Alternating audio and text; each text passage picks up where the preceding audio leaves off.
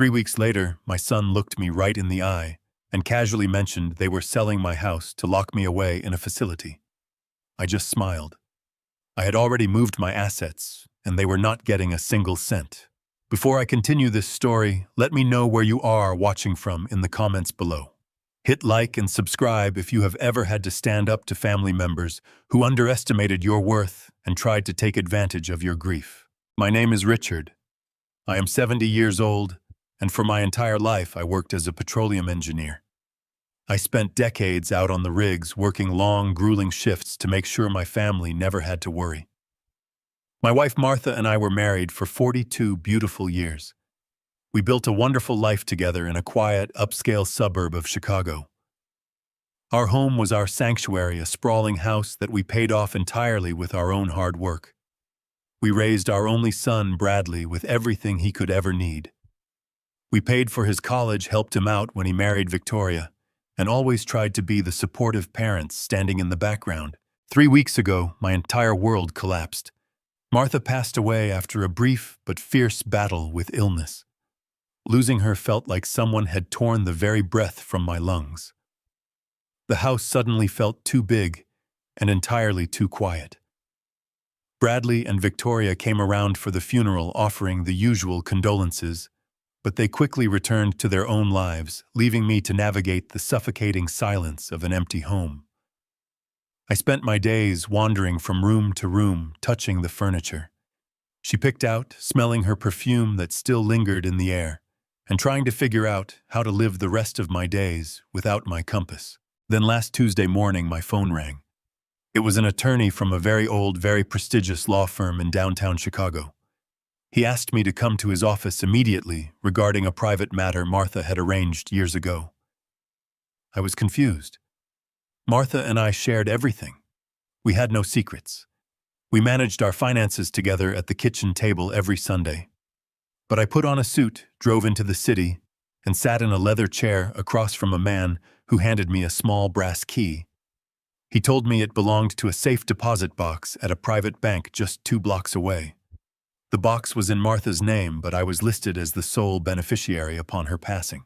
I walked to the bank feeling a strange mix of anxiety and curiosity. The vault manager escorted me into a quiet, secure room with metal walls and left me alone with a heavy steel box. My hands were actually shaking as I turned the key and lifted the lid. I honestly expected to find old love letters, maybe some family heirlooms or vintage jewelry she had tucked away for safekeeping. Instead, I found stacks of perfectly bound $100 bills, $400,000 in raw cash. My heart hammered against my ribs as I stared at the money. But that was not all. Beneath the stacks of cash was a thick manila envelope containing a legal deed and a handwritten letter from my wife. I unfolded the letter, recognizing Martha's elegant handwriting immediately. The ink was slightly faded, written perhaps a decade ago. In the letter, Martha explained everything. The money and the deed belonged to a massive 5,000-acre ranch in Wyoming. It was a secret inheritance from her estranged father. I knew her father had been a difficult, toxic man who used his wealth to control people. Martha had cut ties with him long before we met. What I did not know was that when he died, he left his entire estate to her. She wrote that she hid this wealth from me and from Bradley because she wanted to protect our family from the toxic influence of unearned money. She wanted Bradley to grow up grounded, to learn the value of hard work, and to build his own life without waiting for a handout. She wanted our marriage to be built on love and partnership, not on managing a massive fortune. The most shocking part was a secondary document attached to the deed. The Wyoming ranch was not just sitting empty. It was currently leased to a major mineral and natural gas corporation. That land was quietly generating $50,000 every single month in royalties. This money had been funneling into a private trust for years, completely untouched. I sat in that quiet metal room for over an hour, completely overwhelmed by emotion. Martha had carried this massive secret to protect the humble, honest life we built. She was the most incredible woman I had ever known. Tears streamed down my face as I held her letter against my chest. I felt a profound sense of gratitude, but also a deep aching sorrow that she was no longer here to share this with me. Eventually, I composed myself. I placed the documents and the cash securely into my leather briefcase, walked out of the bank, and got into my car. As I drove back to the suburbs, my mind was racing with possibilities. The grief was still there, heavily weighing on my shoulders, but now I had a new sense of purpose. I thought about Bradley and Victoria. I knew they had been complaining lately about the rising cost of living and the heavy mortgage on their own house. I thought about how much this money could help them. I could pay off their debts. We could take a long family vacation to Europe, just like Martha always wanted, and I could set up a trust fund for my future grandchildren. I pulled into my quiet suburban street, eager to share the bittersweet news. I parked in my driveway, looking up at the beautiful brick facade of the $1.2 million home Martha and I had lovingly maintained. But as I walked up the driveway, I noticed a large, unmarked box truck parked near the side entrance. The front door was propped wide open. A cold knot formed in my stomach. I clutched my briefcase tightly and stepped through the doorway. The sight before me made me freeze in my tracks. There were 3 strange men inside my living room. They were aggressively pulling my antique paintings off the walls and wrapping them in thick, moving blankets. Other men were dismantling the heavy oak dining table where Martha and I had hosted Thanksgiving dinner for the last 30 years. The house was in absolute chaos. Boxes were piled in the hallway filled with my personal belongings. And standing right in the center of the living room holding a clipboard and barking orders at the movers were my son Bradley and his wife Victoria. I stood there invisible for a moment, trying to process what I was seeing. My own flesh and blood was tearing apart my home without a single word of warning. The excitement of the Wyoming ranch evaporated instantly, replaced by a chilling realization that my perfect family was a complete illusion. I cleared my throat loudly. Bradley turned around, his eyes widening for just a fraction of a second before a smooth, rehearsed smile spread across his face. He had no idea what was inside my briefcase, and he had absolutely no idea that he had just declared war on a man who had nothing left to lose. I stood frozen in the entryway of my own house. My polished leather shoes felt glued to the hardwood floor as I watched 3 burly men in gray uniforms haul my belongings toward the front door. One of them was currently wrestling with a heavy gilded mirror that Martha and I had purchased on our 10th anniversary in Charleston. Another was carelessly shoving my antique grandfather clock into a thick layer of industrial plastic wrap. The beautiful Persian rug that usually tied the whole living room together was already rolled up and tossed into a dark corner. The entire house was in a state of absolute chaotic ruin, and standing right in the massive center of it all, pointing and directing the movers like a seasoned project manager, was my son Bradley. He was wearing his expensive designer jeans and a crisp linen shirt, looking completely at ease while tearing apart the sanctuary his mother and I had built. Victoria stepped out from the kitchen holding a steaming cup of coffee. She was wearing a sharp white blazer, carrying herself as if she already owned the property and was simply preparing it for an open house. She did not look like a woman who was actively mourning her beloved mother-in-law. She looked incredibly satisfied. I gripped the handle of my heavy leather briefcase tightly. Inside sat $400,000 in raw cash and the legal key to a future they knew absolutely nothing about. I cleared my throat loudly. Bradley spun around. For a fraction of a second, his eyes widened in sheer panic. But then a smooth, rehearsed smile spread across his face. It was the exact face he used when he was trying to sell a terrible financial deal to a wealthy client at his firm. "Dad," Bradley said, his voice dripping with an artificial sweetness that instantly made my skin crawl. "We did not expect you back from the city so soon. I thought you told us you were going to be out all afternoon dealing with the estate lawyers." "What exactly is going on here, Bradley?" I asked, keeping my voice dangerously level despite the rage bubbling in my chest. "Why are there strange men in my house taking down my wife's paintings without my permission?" Victoria gracefully walked over and stood right beside him. "Richard, please try to stay calm," she said purposely, projecting her voice so the movers could hear her clearly. It was a highly calculated move designed to make me look like an unstable, emotional old man who was losing his grip on reality. "We are just trying to help you. We know how incredibly hard these past 3 weeks have been for you since Martha passed away. Help me," I repeated, looking around the devastated living room once more. "You are actively dismantling my home, Victoria, the house I paid off with 40 years of hard work on the oil rigs." Bradley sighed heavily, crossing his arms over his chest in a defensive posture. He walked over to the glass coffee table, picking up a glossy, colorful brochure. He held it out to me with a look of profound manufactured pity that made my stomach physically churn. "We need to be entirely realistic, Dad," Bradley said softly, stepping a few inches closer. "You are 70 years old now. You are living in a massive 5-bedroom house all by yourself. The daily maintenance is simply too much for you to handle alone. The memories in these walls are clearly weighing you down and breaking your heart. You have been wandering around like a lost ghost since Mom died. It is simply not safe for you to be living here by yourself anymore." He slid the brochure smoothly across the surface of the coffee table. I looked down at it. The cover featured a group of sad elderly people sitting in wheelchairs on a patchy, dying lawn. The bold letters across the top read, "Shady Pines Assisted Living Facility." It was not a luxury retirement community. It was a low-income, state-run nursing home. A depressing, bare-bones facility where greedy families dumped their elderly relatives when they no longer wanted to deal with the burden of caring for them. "We have decided it is time, Dad," Bradley continued, his tone hardening, just a fraction losing that fake layer of warmth. "We are selling your house. It is the absolute best thing for your physical health and your long-term future." Victoria stepped right up behind him, resting her perfectly manicured hands on his shoulders. She flashed me a cold, calculated smirk. It was a look of absolute, undeniable triumph. She honestly believed she had won the grand prize. She believed she was dealing with a broken, grieving widower who would simply fold under their intense pressure and quietly sign away his entire life. Schon.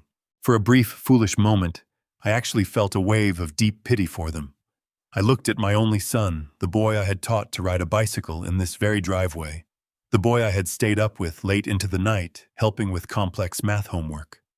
I wondered how much massive debt they must be hiding to resort to something so incredibly vile. I wondered what kind of severe financial ruin had pushed them to try and steal my home out from under me. My grip on the leather briefcase relaxed slightly. I realized I had the absolute power to fix this entire terrible situation right here and right now. I had $400,000 in raw cash sitting right there in my hand. I could easily pay off their overwhelming mortgage. I could clear whatever secret debts were currently drowning them in desperation. I could give them a clean slate and a fresh start. All I had to do was open the briefcase, show them the legal deed to the Wyoming ranch, and tell them that we were going to be completely okay. I took a deep, steadying breath, preparing to smile, preparing to be the forgiving, generous father who saves the day one last time. I opened my mouth to speak, to tell them about Martha's incredible secret gift, to tell them about the $50,000 a month in mineral royalties that would secure our family for generations to come. But before the wonderful words could leave my throat, my eyes drifted back down to the glass coffee table. Sitting right next to that highly insulting nursing home brochure was a thick stack of legal documents. They were partially covered by a plain manila folder, but the top page was clearly visible under the harsh living room lights. It was a standard state legal document. The bold black letters at the very top of the page read, "Durable Power of Attorney." My breath caught sharply in my throat. I stepped closer to the table, my eyes rapidly scanning the dense text of the document. It granted full, unconditional legal control of my personal finances, my private medical decisions, and my real estate assets directly to Bradley. It gave him the absolute legal authority to sell my house, drain my bank accounts, and commit me to a psychiatric facility against my will. But that was not what made my blood run completely cold. At the absolute bottom of the page, right next to a bright red official notary seal, was my signature. It was a perfect, flawless forgery of my specific handwriting. The hopeful smile died instantly on my lips. The fatherly pity I felt for my son evaporated into the thin air, replaced entirely by an icy, terrifying clarity. They were not just trying to force me to sell my home through emotional manipulation. They had already stolen it behind my back. They had committed severe federal fraud to legally strip me of my human rights, my financial independence, and my basic dignity. I slowly looked up from the forged document and met my son's gaze directly. Bradley was no longer smiling his fake, reassuring smile. He saw exactly what I was looking at. He saw the dark realization violently wash over my face.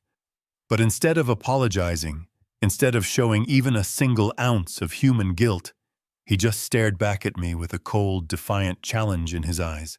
They thought I was weak. They thought my deep grief had made me permanently blind and entirely helpless. But they had absolutely no idea what I had hidden inside my briefcase, and they had absolutely no idea what a man who has lost his beloved wife and his only son in the exact same month is truly capable of doing to protect his legacy. I kept my eyes locked on Bradley for a long, agonizing moment before I slowly raised my hand and pointed a trembling finger at the glass coffee table. I made sure to let my hand shake, playing perfectly into the narrative they had already constructed in their minds. I needed them to believe that I was just an overwhelmed, confused old man who was entirely out of his depth. "Bradley," I said, letting my voice waver just enough to sound vulnerable, "what exactly is that document sitting right there next to the nursing home brochure? Why does it have my signature on it? I have absolutely no memory of signing any legal papers since your mother passed away."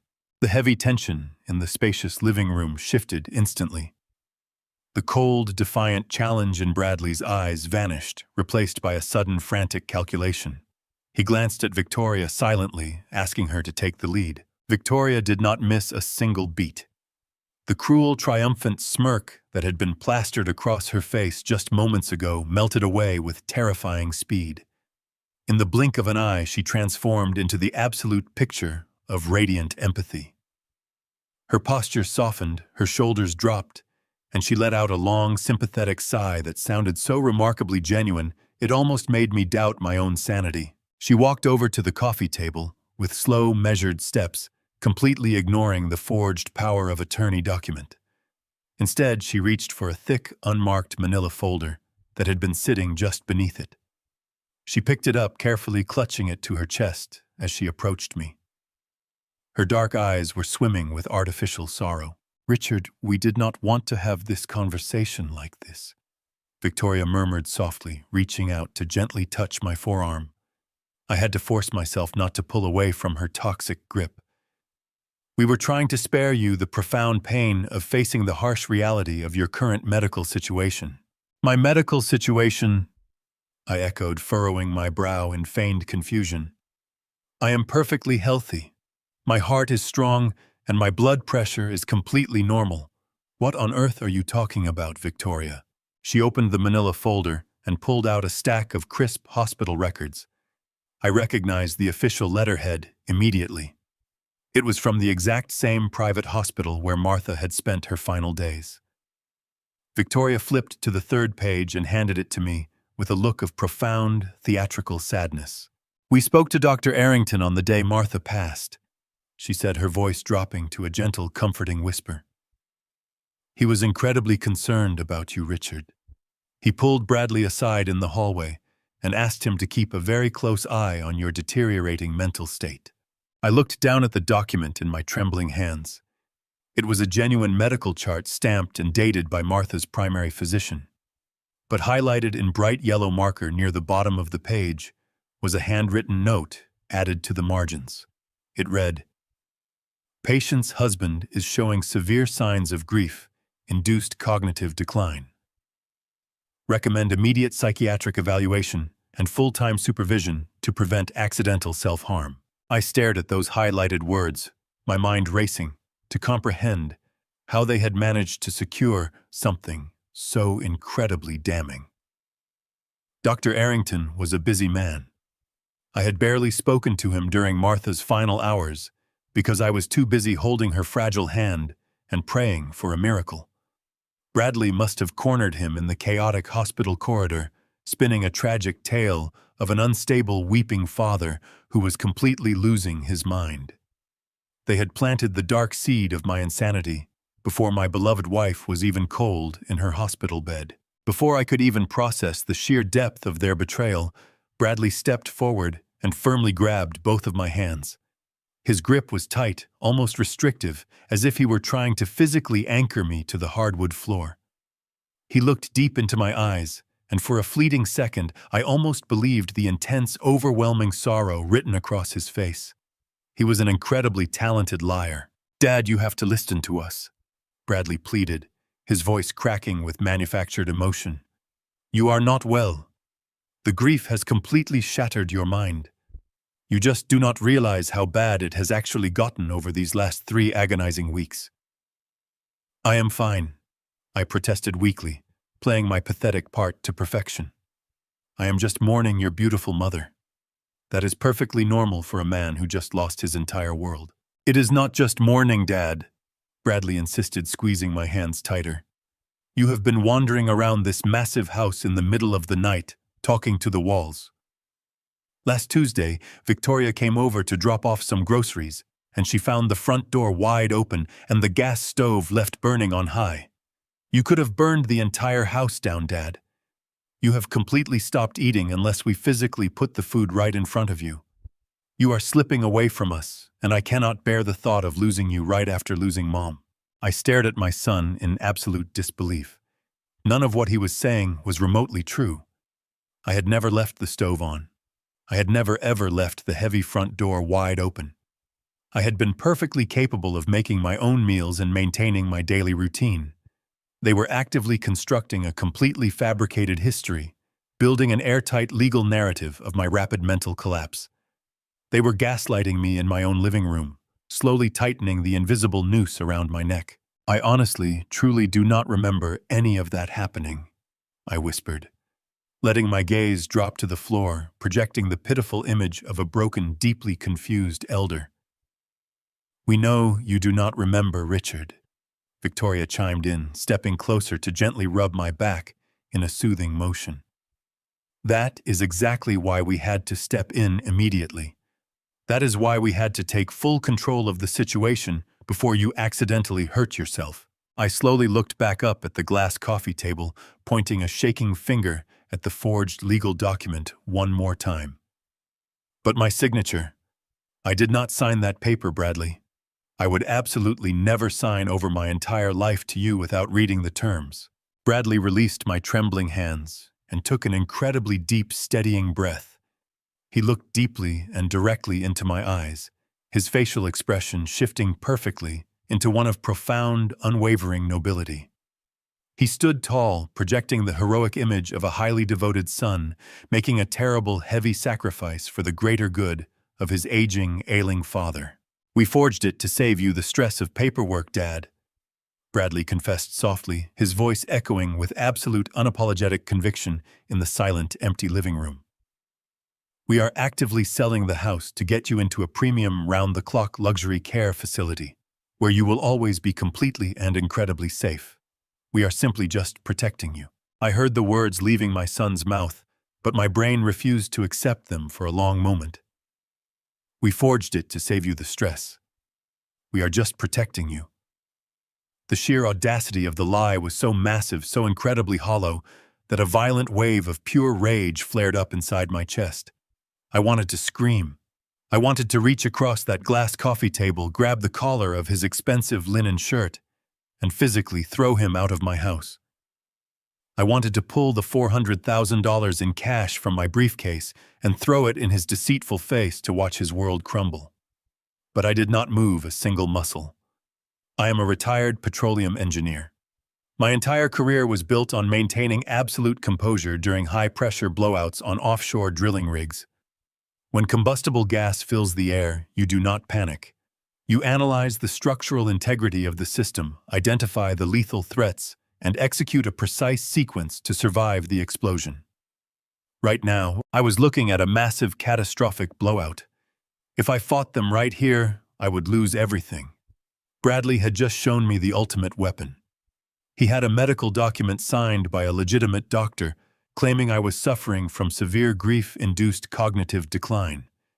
If I raised my voice, if I showed anger, if I called the police to report the forgery, Victoria would immediately use that exact anger as undeniable proof of my mental instability. They would call the authorities, show them the highlighted note, and use the forged power of attorney to legally drag me out of my own home. I would be locked away in a psychiatric ward before the sun went down, stripped of every human right I possessed. I realized with terrifying clarity that I was trapped in a corner. The only way to survive this trap was to make them believe it had worked perfectly. I had to play the fool. I had to become the exact pathetic, broken version of myself that they desperately needed me to be. I let out a long, shaky breath, making sure it sounded like a heavy sigh of defeat. I purposely relaxed my posture, letting my shoulders slump forward, as if the invisible weight of my grief was suddenly too much for my fragile bones to bear. I lowered my chin, breaking eye contact with Bradley, and stared blankly at the floorboards. I let my hands drop to my sides, allowing my grip on the heavy leather briefcase to loosen just enough to look entirely harmless. "You really think this is for the best, Bradley?" I asked, keeping my voice incredibly soft, injecting it with a frail, wavering tone of profound confusion. "You really think I cannot take care of myself anymore?" Bradley immediately seized the opportunity to solidify his victory. He placed his hands on my shoulders, his grip firm and patronizing. "I know it is hard to hear, Dad, but yes, we honestly believe this is the only way to keep you safe. You need professional care. The facility we found is wonderful. You will be comfortable and you will not have to worry about maintaining this giant empty house anymore. Let us handle all the complicated legal paperwork. You just need to rest and focus on finding some peace." Victoria chimed in, her voice dripping with that same artificial, sickeningly sweet empathy. "We will pack up your essential clothes and a few nice photographs of Martha to take with you to your new room, Richard. You do not need to lift a single finger. We have everything completely under control." I nodded slowly, deliberately, making my movements sluggish and unsure. I raised a trembling hand to my face and rubbed my eyes, pretending to wipe away tears of overwhelmed exhaustion. "I am just so tired," I mumbled softly, letting my words slur together just a fraction. "I am so incredibly tired, Bradley. I miss your mother so much. Nothing makes any sense without her." "We know, Dad," Bradley said, patting my shoulder with a hollow, rehearsed affection. "Just go to your room and lie down. We will finish directing the movers and handle the rest of the packing out here. We will wake you when it is time to have dinner." I nodded one last time, turned around, and began to slowly shuffle down the long hallway toward my master bedroom. I dragged my feet across the hardwood floor, making sure my steps sounded heavy and completely defeated. Every fiber of my being wanted to turn around and fight, but my mind kept forcing my body to play the part. I reached my bedroom door opened.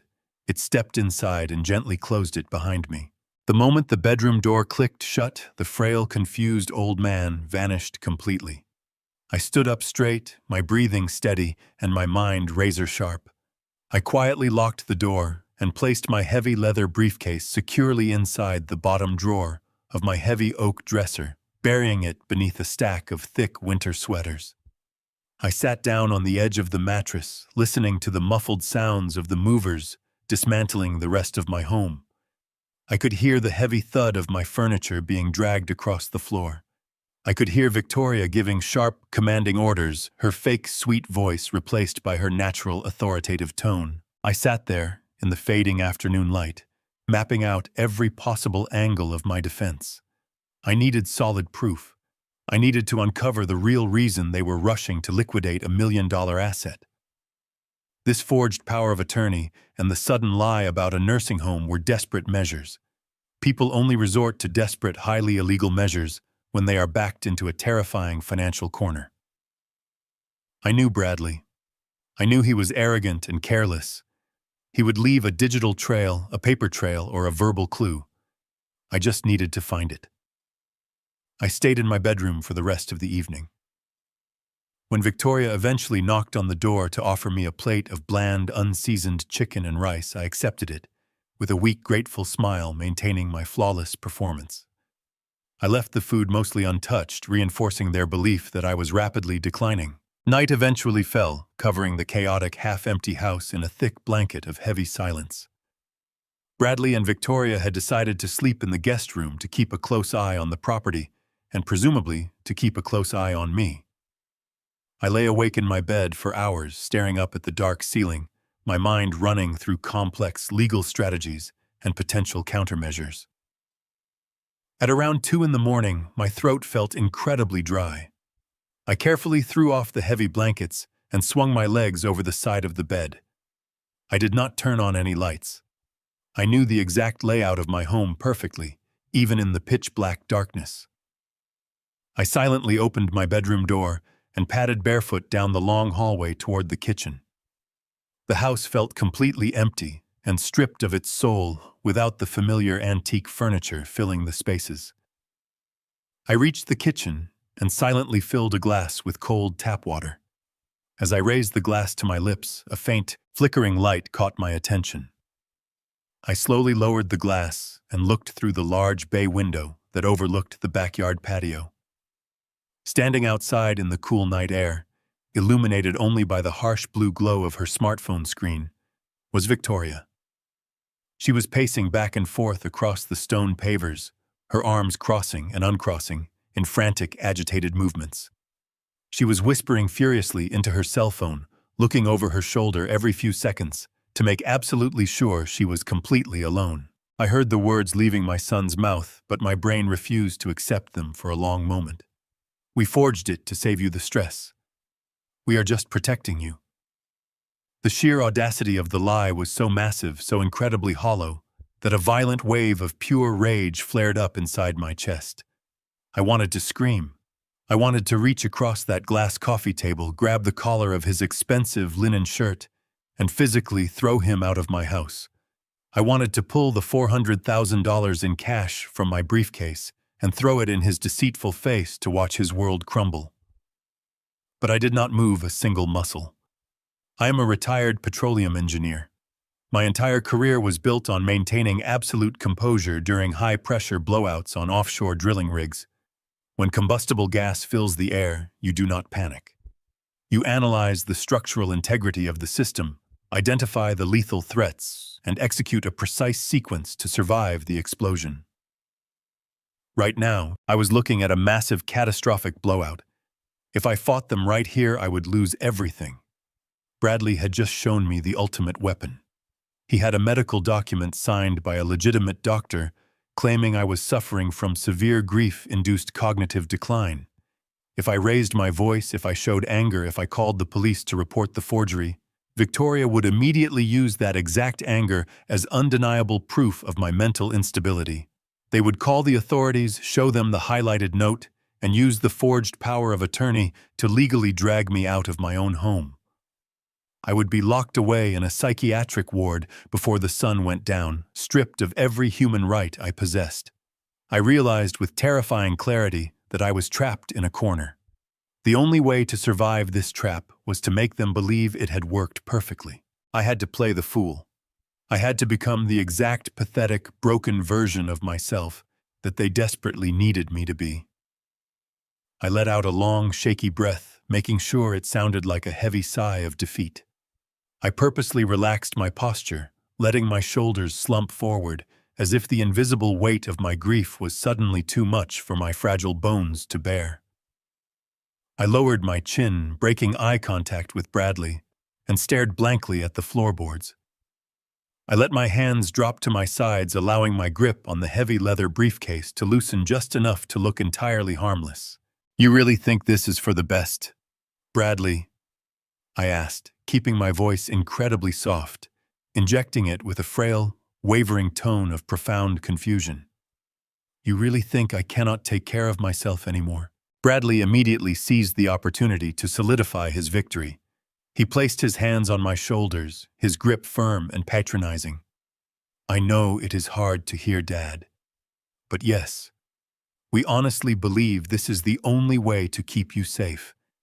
You need professional care. The facility we found is wonderful. You will be comfortable, and you will not have to worry about maintaining this giant empty house anymore. Let us handle all the complicated legal paperwork. You just need to rest and focus on finding some peace. Victoria chimed in, her voice dripping with that same artificial, sickeningly sweet empathy. We will pack up your essential clothes and a few nice photographs of Martha to take with you to your new room, Richard. You do not need to lift a single finger. We have everything completely under control. I nodded slowly, deliberately, making my movements sluggish and unsure. I raised a trembling hand to my face and rubbed my eyes, pretending to wipe away tears of overwhelmed exhaustion. I am just so tired, I mumbled softly, letting my words slur together just a fraction. I am so incredibly tired, Bradley. I miss your mother so much. Nothing makes any sense without her. We know, Dad, Bradley said, patting my shoulder with a hollow, rehearsed affection. Just go to your room and lie down. We will finish directing the movers and handle the rest of the packing out here. We will wake you when it is time to have dinner. I nodded one last time, turned around, and began to slowly shuffle down the long hallway toward my master bedroom. I dragged my feet across the hardwood floor, making sure my steps sounded heavy and completely defeated. Every fiber of my being wanted to turn around and fight, but my mind kept forcing my body to play the part. I reached my bedroom door, opened it, stepped inside, and gently closed it behind me. The moment the bedroom door clicked shut, the frail, confused old man vanished completely.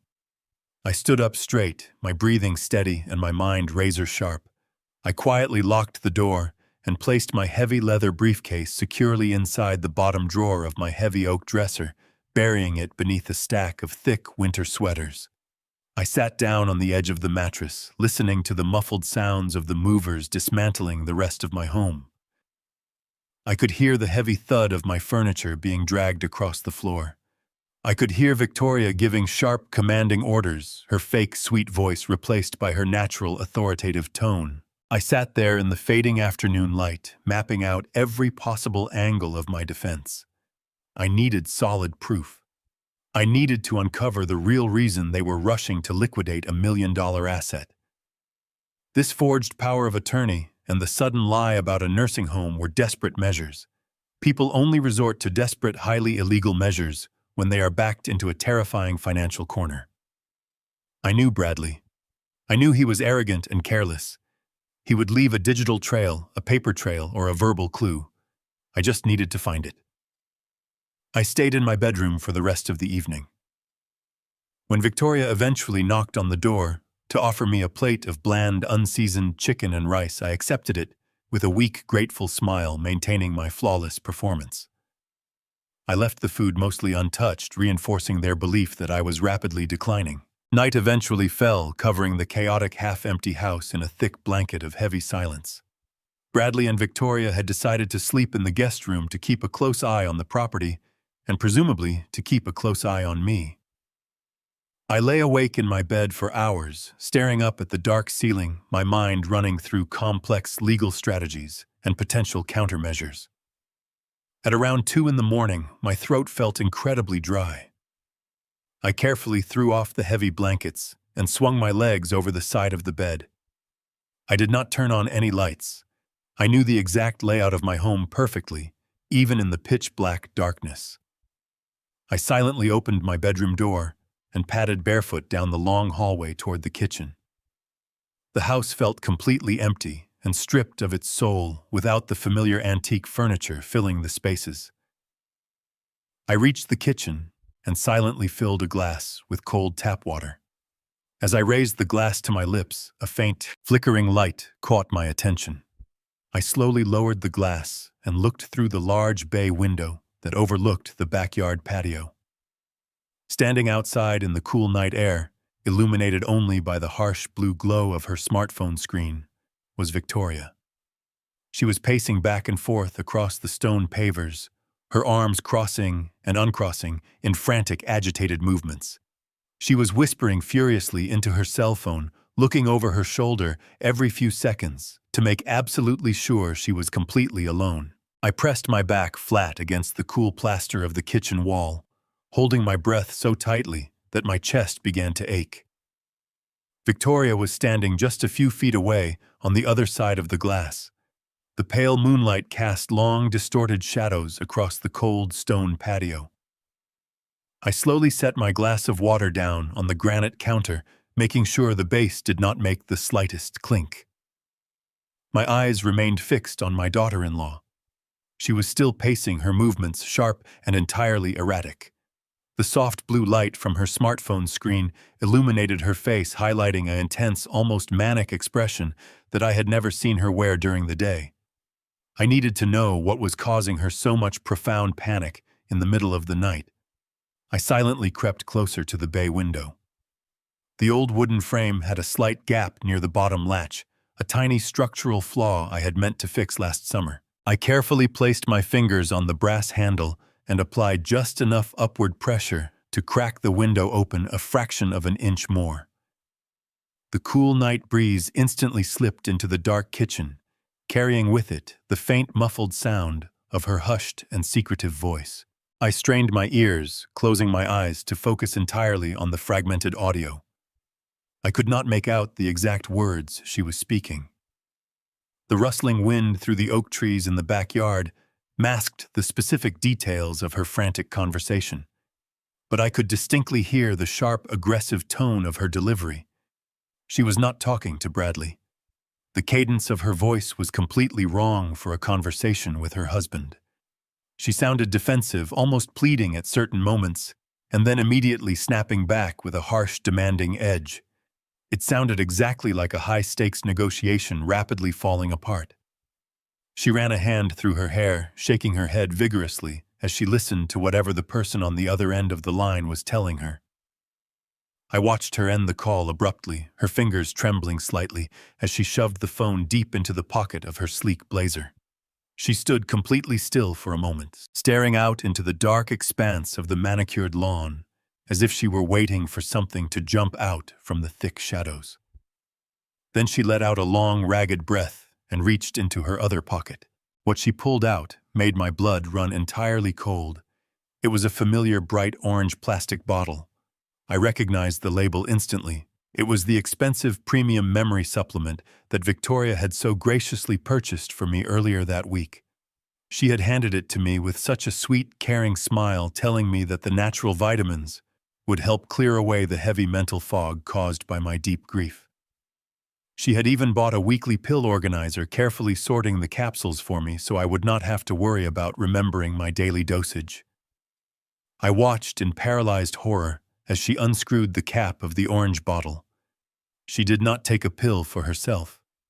Instead, she walked over to the edge of the patio right where Martha used to plant her rose bushes. Victoria crouched down, opened the plastic bottle, and began pulling apart the large gelatin capsules one by one. She deliberately tipped the capsules upside down, dumping the fine, natural herbal powder directly into the dark, damp garden dirt. She did this methodically, emptying capsule after capsule until there was a small mound of discarded powder hidden beneath the rose bushes. My mind raced, trying to comprehend the sheer, calculated madness of her actions. Why would she empty out the expensive supplements she had insisted I take every single morning? The answer to that terrifying question came a few seconds later. Victoria stood back up and pulled a small, clear Ziploc bag from the inside pocket of her blazer. Even from my completely hidden and secure vantage point inside the pitch-black, silent kitchen, I could clearly see that the bag was filled with a strange, crushed white powder. It did not look like any commercial medication I had ever seen. It looked incredibly crude, chalky, and entirely unnatural to my eyes. She smoothly placed the empty gelatin capsules on the flat surface of the stone patio table. Her hands moved with a chilling, practiced precision. She carefully scooped the crushed white powder from the Ziploc bag, meticulously refilling each and every empty capsule with the unknown substance. She was completely focused, her eyes narrowed in intense concentration as she packed the toxic powder tightly into the innocent-looking pills. She snapped the two halves of the gelatin capsules back together, sealing the deadly, sinister secret safely inside. She was silently manufacturing a lethal weapon right in my very own backyard. I watched her wipe the excess white dust from her fingers, brushing it casually onto her expensive slacks. She took the freshly filled capsules and carefully placed them one by one into the plastic compartments of my weekly pill organizer. Monday, Tuesday, Wednesday, Thursday, Friday, Saturday, Sunday. She systematically filled every single slot with the dangerously contaminated medication, making sure each dose looked completely identical to the original herbal vitamins. A massive, overwhelming wave of profound, debilitating nausea violently washed over me as the horrible, twisted truth finally clicked securely into its proper place in my mind. The heavy mental fog, the intense lethargy, the strange, frightening gaps in my short-term memory over the past 2 agonizing weeks. It was not the natural, expected byproduct of my profound, overwhelming grief.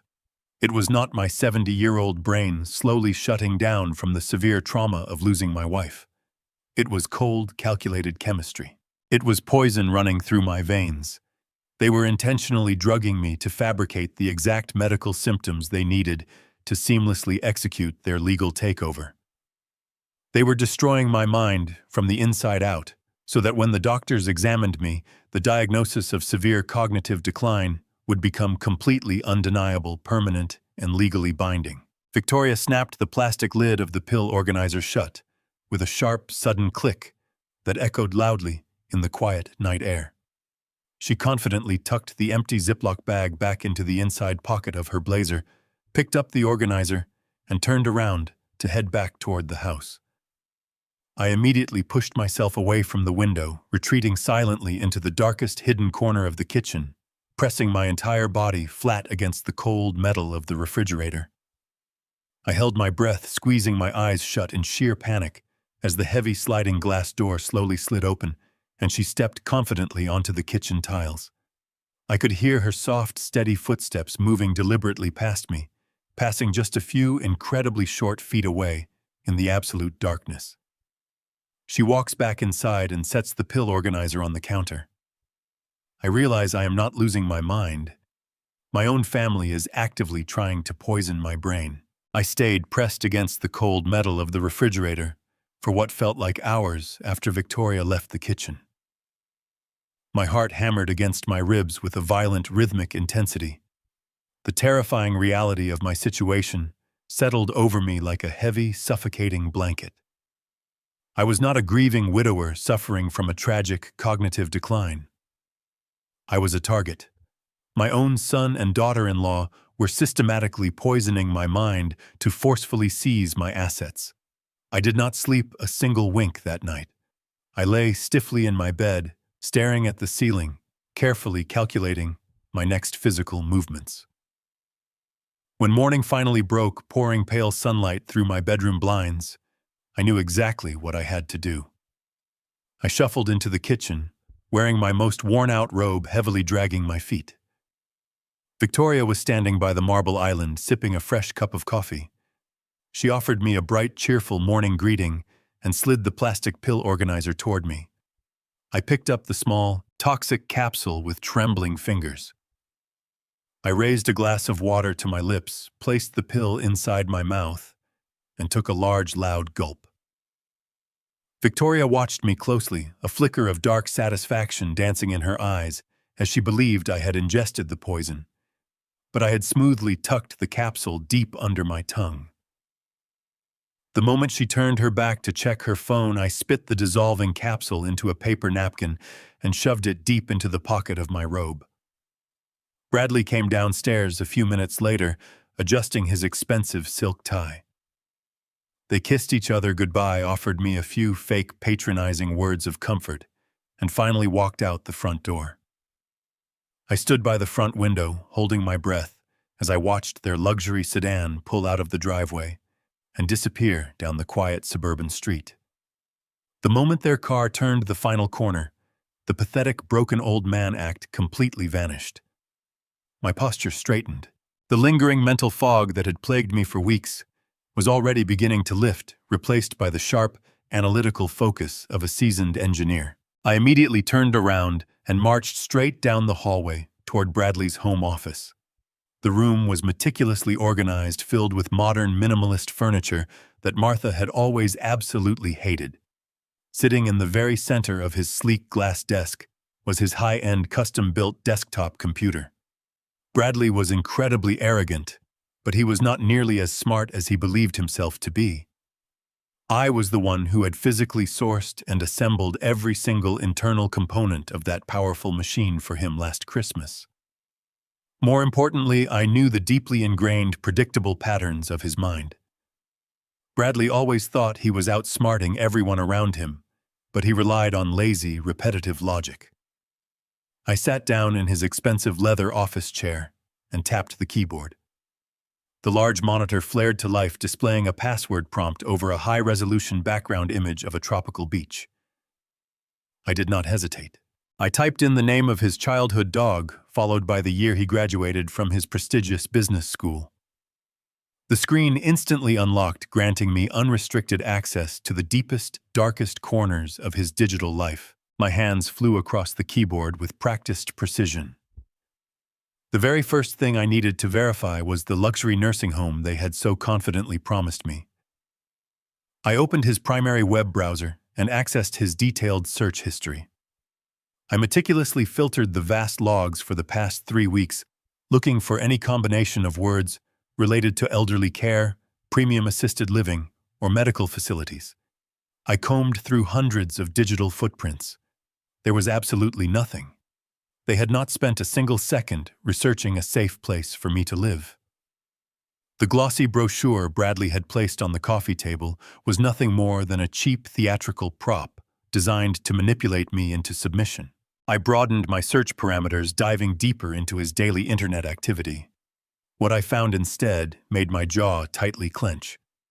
Bradley's browser history was completely flooded with extensive research into offshore banking regulations, anonymous shell companies, and expedited citizenship applications for Caribbean nations. He had spent hours poring over detailed listings for sprawling beachfront villas in the Bahamas and browsing the rental rates for massive luxury yachts. The digital trail painted a terrifying picture of a man who was actively preparing to flee the country with a massive sum of liquid cash. I opened a new tab and quickly bypassed the weak security on his personal financial dashboard. The screen populated with a staggering list of his active accounts, and the sheer volume of red numbers instantly validated every dark suspicion I harbored. Bradley and Victoria were completely drowning in an ocean of catastrophic debt. They had maxed out multiple high-limit credit cards on lavish vacations, designer wardrobes, and fine dining. But the most alarming discovery was a glaring final notice from an unregulated offshore lending firm. The aggressive, threatening language in the digital document detailed a massive, deeply delinquent loan of $800,000. They had leveraged their entire future on high-risk speculative investments that had clearly imploded, leaving them entirely at the mercy of incredibly dangerous people. They were not forcing me out of my home simply because they were greedy. They were sacrificing my life because they were desperate, cornered animals trying to save their own skins from a syndicate that would not hesitate to destroy them. They needed the $1.2 million from the sale of my house to pay off the terrifying debt and fund their cowardly escape to a tropical paradise, leaving me completely abandoned in a bleak, windowless, state-run asylum. My chest heaved with a cold, calculated fury as I minimized the financial dashboard. I needed to see exactly how far along they were in this sickening process. I opened his primary email client, bypassing another simple password, and navigated straight to his private inbox. I bypassed his daily work correspondence and sorted the incoming messages by attachments. My eyes immediately locked onto a highly active ongoing email thread between Victoria and an unknown unlisted email address. I clicked on the conversation thread. The contact name simply read, Broker. There was no official agency listed, no professional signature, and absolutely no corporate company logo to verify his identity. It was clearly a deeply shady, unlicensed real estate contact, operating entirely under the table to move properties rapidly. I slowly scrolled down to the very first urgent message Victoria had sent him late last night. It was sent right around the exact same time I had watched her pacing frantically on the backyard patio, clutching her phone in the dark. My eyes quickly scanned the cruel, ruthless words she had hastily typed out in the message body, and my blood instantly turned completely to ice as I realized her ultimate plan. They were pushing forward with absolute ruthlessness, and they were fully preparing to execute the devastating final phase of their terrifying betrayal before the upcoming weekend even officially arrived. I stared at the glowing computer screen, my eyes tracing the cruel words Victoria had typed to the unlicensed broker.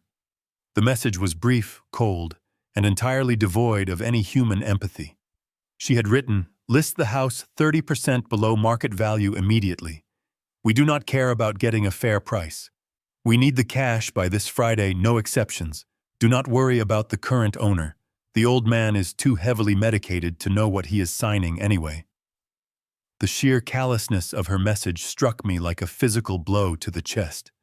She was not just plotting to steal my home. She was actively mocking my perceived mental decline, treating my life as nothing more than a convenient, disposable stepping stone to save her own skin. I sat in Bradley's expensive leather office chair, my hands gripping the armrests so tightly that my knuckles turned completely white. My own son, the boy I had raised with every ounce of love and dedication I possessed, had brought this ruthless, calculating woman into our family. Together, they had meticulously orchestrated a plan to strip me of my dignity, my home, and my future. They were willing to discard me in a windowless, low-income asylum just to cover up their catastrophic financial mistakes. The betrayal ran so deep, it felt like a jagged knife twisting violently in my gut. I read the terrible email one more time, burning every single word into my memory. I needed to remember this exact feeling of profound violation. I needed to use this intense burning anger to fuel my next sequence of actions. I reached out and carefully closed the email client, making absolutely sure I did not alter the read status of the message. I cleared the browser history of my own search queries, meticulously covering my digital tracks so Bradley would never suspect that his insecure computer had been compromised. I locked the desktop screen, restoring the bright, tropical beach background to its original state. I stood up from the desk, my legs feeling slightly unsteady as the massive weight of their deception pressed down on my shoulders. I walked out of the home office and stepped back into the wide, quiet hallway. The house felt incredibly empty and foreign to me now. It was no longer the warm, loving sanctuary where Martha and I had shared so many beautiful decades together. It had become a hostile, dangerous battleground. I needed to formulate a solid counterattack, and I needed to do it with extreme speed. Friday was only 2 days away. That gave me less than 48 hours to completely dismantle their terrifying scheme and secure my own safety. I began to pace slowly across the remaining rugs in the living room, my mind churning through complex legal strategies and potential escape routes. I had the $400,000 in cash, and I had the Wyoming ranch deed. I possessed the financial firepower to destroy their plans, but I needed a ruthless, impenetrable legal shield to execute my strike. As I turned toward the kitchen to pour myself a glass of water, the sudden sharp chime of the front doorbell shattered the heavy silence of the house. I froze in my tracks. Bradley and Victoria were at work. We were not expecting any deliveries, and the movers had completely finished their preliminary packing the previous afternoon. I cautiously walked toward the foyer, my heart beginning to race with a sudden, inexplicable sense of dread. I approached the heavy wooden front door and peered through the small, distorted glass peephole. Standing on my front porch was a massive, incredibly imposing man. He was wearing a dark leather jacket over a plain black t-shirt, and his thick neck was completely covered in dark, aggressive tattoos. He did not look like a salesman, and he certainly did not look like a friendly neighborhood visitor. He looked like raw, unfiltered violence. I hesitated, my hand hovering nervously over the brass deadbolt. I considered ignoring the bell, hoping he would simply walk away and leave me in peace.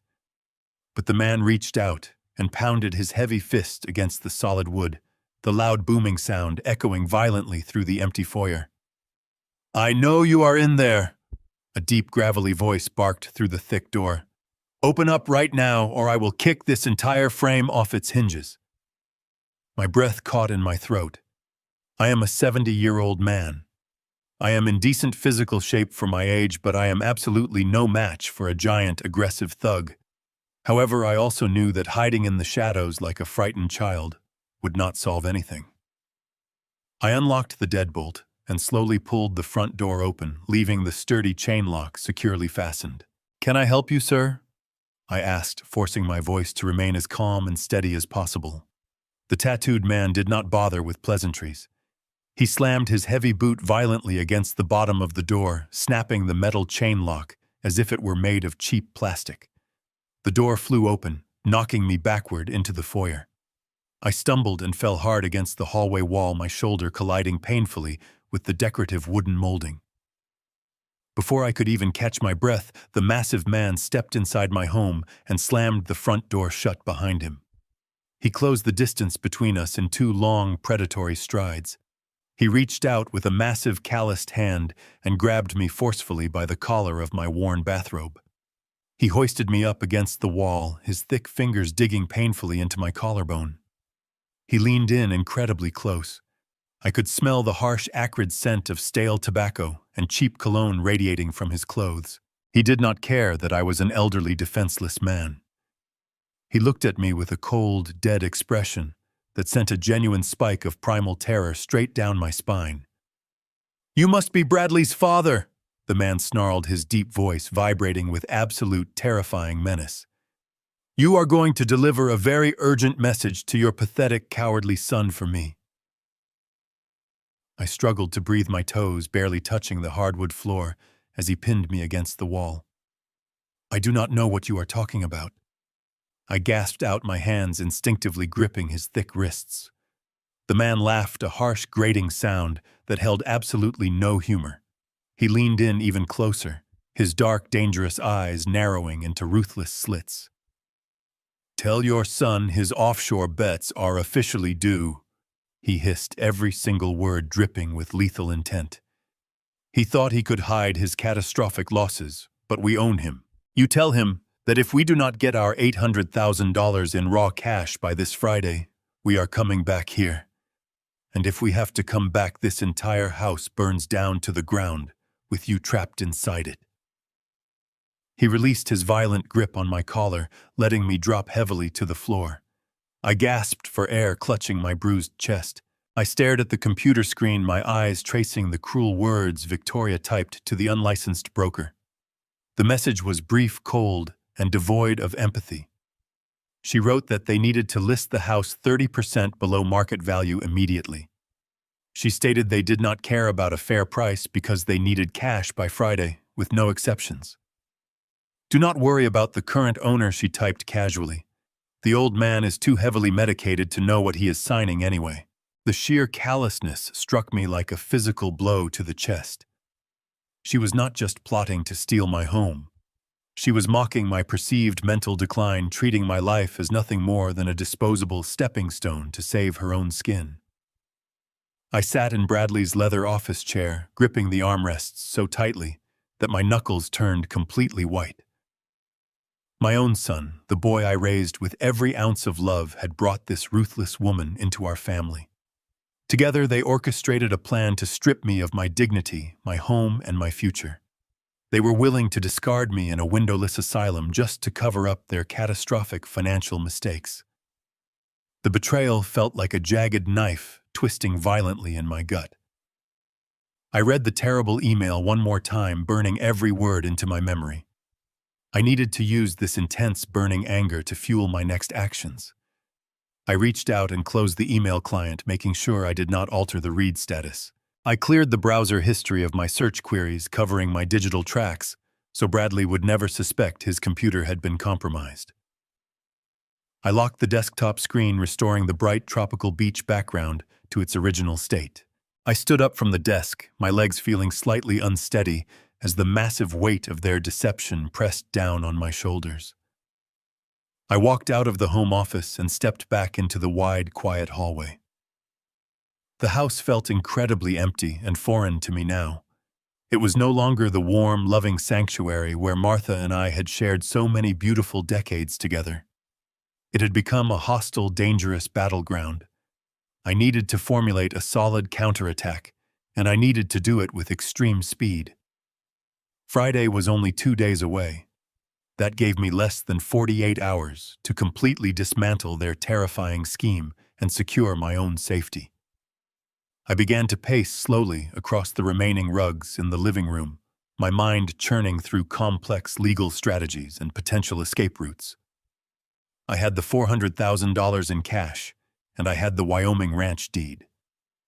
I possessed the financial firepower to destroy their plans, but I needed a ruthless, impenetrable legal shield to execute my strike.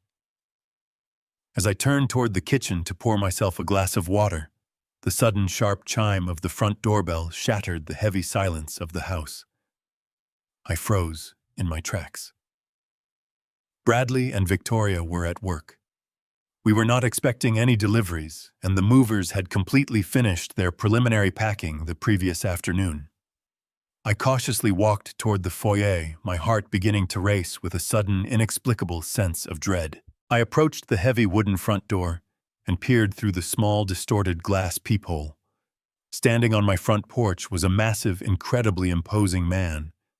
He was wearing a dark leather jacket over a plain black shirt, and his thick neck was completely covered in dark, aggressive tattoos. He did not look like a salesman, and he certainly did not look like a friendly neighborhood visitor. He looked like raw, unfiltered violence. I hesitated, my hand hovering nervously over the brass deadbolt. I considered ignoring the bell, hoping he would simply walk away and leave me in peace. But the man reached out and pounded his heavy fist against the solid wood, the loud booming sound echoing violently through the empty foyer. "I know you are in there," a deep, gravelly voice barked through the thick door. "Open up right now, or I will kick this entire frame off its hinges," my breath caught in my throat. "I am a 70-year-old man. I am in decent physical shape for my age, but I am absolutely no match for a giant, aggressive thug." However, I also knew that hiding in the shadows like a frightened child would not solve anything. I unlocked the deadbolt and slowly pulled the front door open, leaving the sturdy chain lock securely fastened. "Can I help you, sir?" I asked, forcing my voice to remain as calm and steady as possible. The tattooed man did not bother with pleasantries. He slammed his heavy boot violently against the bottom of the door, snapping the metal chain lock as if it were made of cheap plastic. The door flew open, knocking me backward into the foyer. I stumbled and fell hard against the hallway wall, my shoulder colliding painfully with the decorative wooden molding. Before I could even catch my breath, the massive man stepped inside my home and slammed the front door shut behind him. He closed the distance between us in 2 long, predatory strides. He reached out with a massive, calloused hand and grabbed me forcefully by the collar of my worn bathrobe. He hoisted me up against the wall, his thick fingers digging painfully into my collarbone. He leaned in incredibly close. I could smell the harsh, acrid scent of stale tobacco and cheap cologne radiating from his clothes. He did not care that I was an elderly, defenseless man. He looked at me with a cold, dead expression that sent a genuine spike of primal terror straight down my spine. "You must be Bradley's father," the man snarled, his deep voice vibrating with absolute terrifying menace. "You are going to deliver a very urgent message to your pathetic, cowardly son for me." I struggled to breathe, my toes barely touching the hardwood floor as he pinned me against the wall. "I do not know what you are talking about." I gasped out my hands, instinctively gripping his thick wrists. The man laughed, a harsh, grating sound that held absolutely no humor. He leaned in even closer, his dark, dangerous eyes narrowing into ruthless slits. "Tell your son his offshore bets are officially due," he hissed, every single word dripping with lethal intent. He thought he could hide his catastrophic losses, but we own him. "You tell him that if we do not get our $800,000 in raw cash by this Friday, we are coming back here. And if we have to come back, this entire house burns down to the ground, with you trapped inside it." He released his violent grip on my collar, letting me drop heavily to the floor. I gasped for air, frantically clutching my bruised chest as my rapidly pounding heart hammered against my ribs. The huge man turned around, opened the heavy door, and walked out into the fading sunlight without looking back even once, leaving me completely alone with the terrifying reality of my bleak situation. I pulled myself up from the cold floor, aching from where the tattooed man slammed me against the wall. The terrifying reality of his threat lingered in the silent foyer like toxic gas. $800,000 by Friday, or the house would burn with me inside. The timeline was incredibly tight, and the danger was intensely physical. I knew I could not stay in Chicago for another night. If I confronted Bradley now, his cartel associates would silence me before I reached the authorities. I needed a fortress and an airtight legal weapon. I adjusted my torn bathrobe and walked back to my bedroom. I packed a small duffel bag and retrieved my heavy leather briefcase from the bottom drawer of my oak dresser. I needed an excuse to leave without raising suspicion. When Victoria and Bradley returned home from work that evening, I was sitting on my bed, staring blankly at a framed photograph of my late brother. I deliberately let my hands shake as they walked in. I looked up with tear-filled eyes and told them I had been thinking heavily about the nursing home. I said I was ready to accept my fate and move into the facility on Friday morning, but I had one desperate request. I told them I needed to take a bus down to Indiana to visit my older brother's grave to say a proper goodbye before I was locked away. Victoria did not hide her immense relief. She eagerly agreed, her eyes lighting up at the prospect of having me out of the house during the crucial days before the fraudulent sale. She pulled out her smartphone and booked me a cheap bus ticket for the very next morning. She told me to take all the time I needed, assuring me they would handle the packing. They thought they were sending a broken, heavily medicated old man on a pathetic final journey. They had no idea they were giving a seasoned engineer the exact window needed to orchestrate their destruction. The following morning, Victoria dropped me off at the downtown bus terminal. I hugged her goodbye, playing the part of the frail elder perfectly. I waited until her sedan disappeared into the city traffic. Then I walked directly to the taxi stand and ordered the driver to take me straight to the international airport. I bypassed the commercial counters and paid for a direct flight to Wyoming using a private credit card Martha and I kept for emergencies. I boarded the plane, gripping my leather briefcase tightly. As the aircraft climbed above the clouds, the heavy anxiety crushing me finally dissipated. Hours later, I stood on the edge of the massive property Martha secretly left me. The Wyoming air was crisp and clean, a stark contrast to the oppressive atmosphere of my suburban home. Stretching out before me were 5,000 acres of rolling plains framed by jagged mountains. I saw the heavy machinery of the Mineral Corporation working steadily on the horizon, pumping $50,000 a month into a secure trust my corrupt son knew nothing about. I took a deep breath, drawing strength from the vast landscape. I did not linger. I had less than 48 hours to execute my legal strike. I walked into the nearby town, a quiet community built around the local mineral industry. I headed straight for the address Martha had listed in her hidden documents. The office belonged to Harrison Wright, a highly respected corporate attorney who managed the complex land leases for the estate.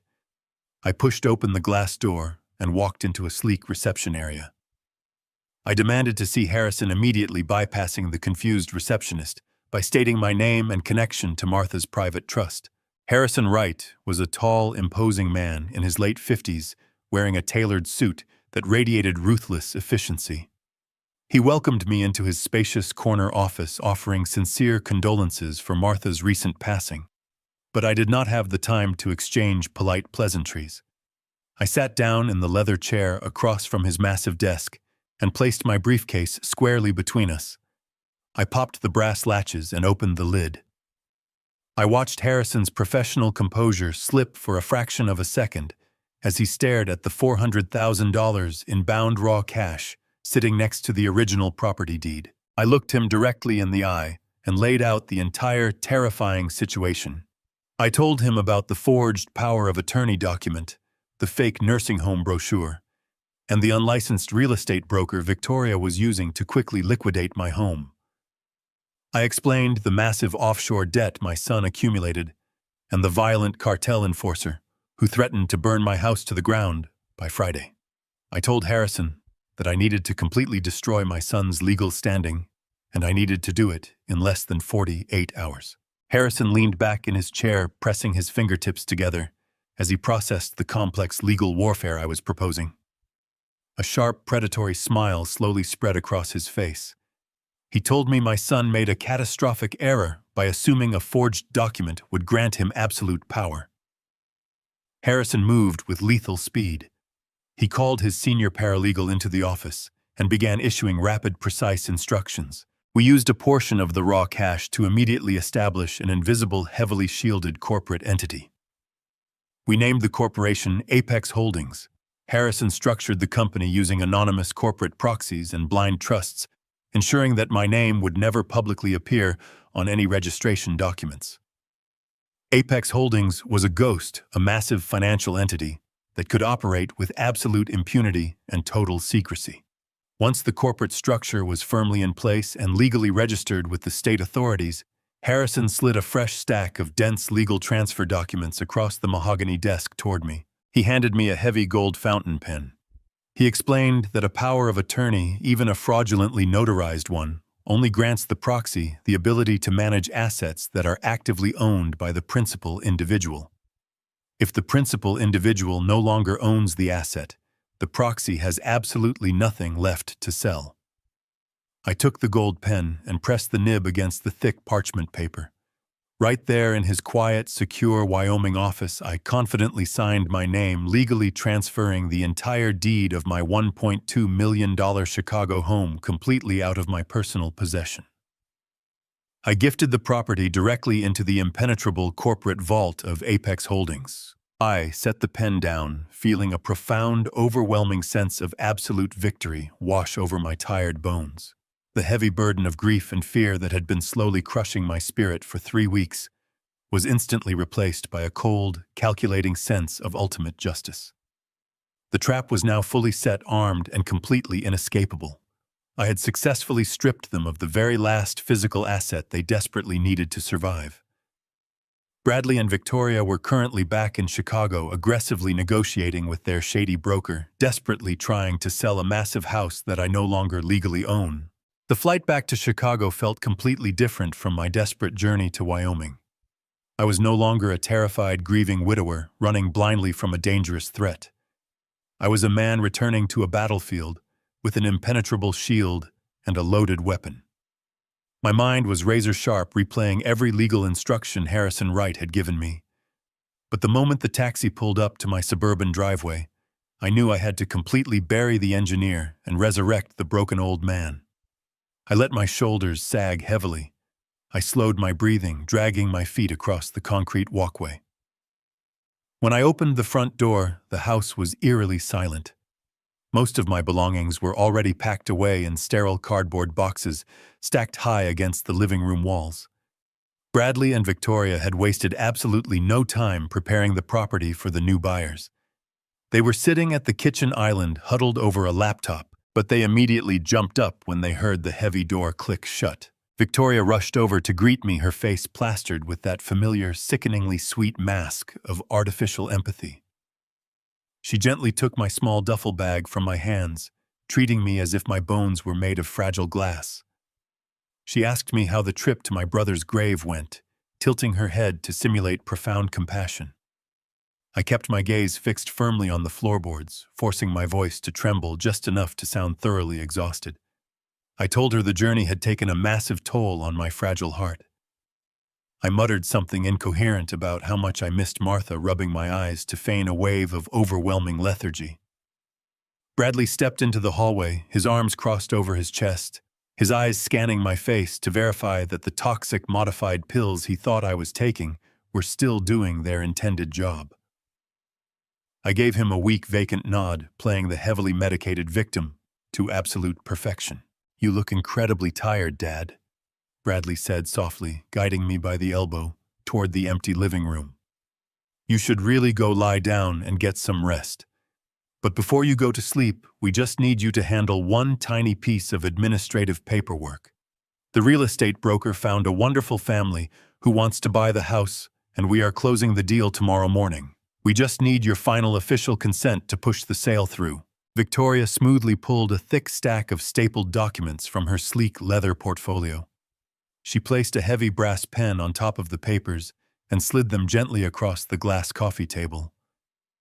I stared down at the bold black letters printing the words, "Consent to sell real estate property."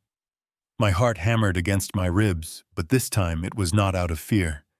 It was out of pure, unadulterated irony. They were incredibly eager to sell $1 million asset that had already been securely locked inside a Wyoming corporate vault 24 hours ago. I reached out for the brass pen, intentionally letting my fingers shake uncontrollably.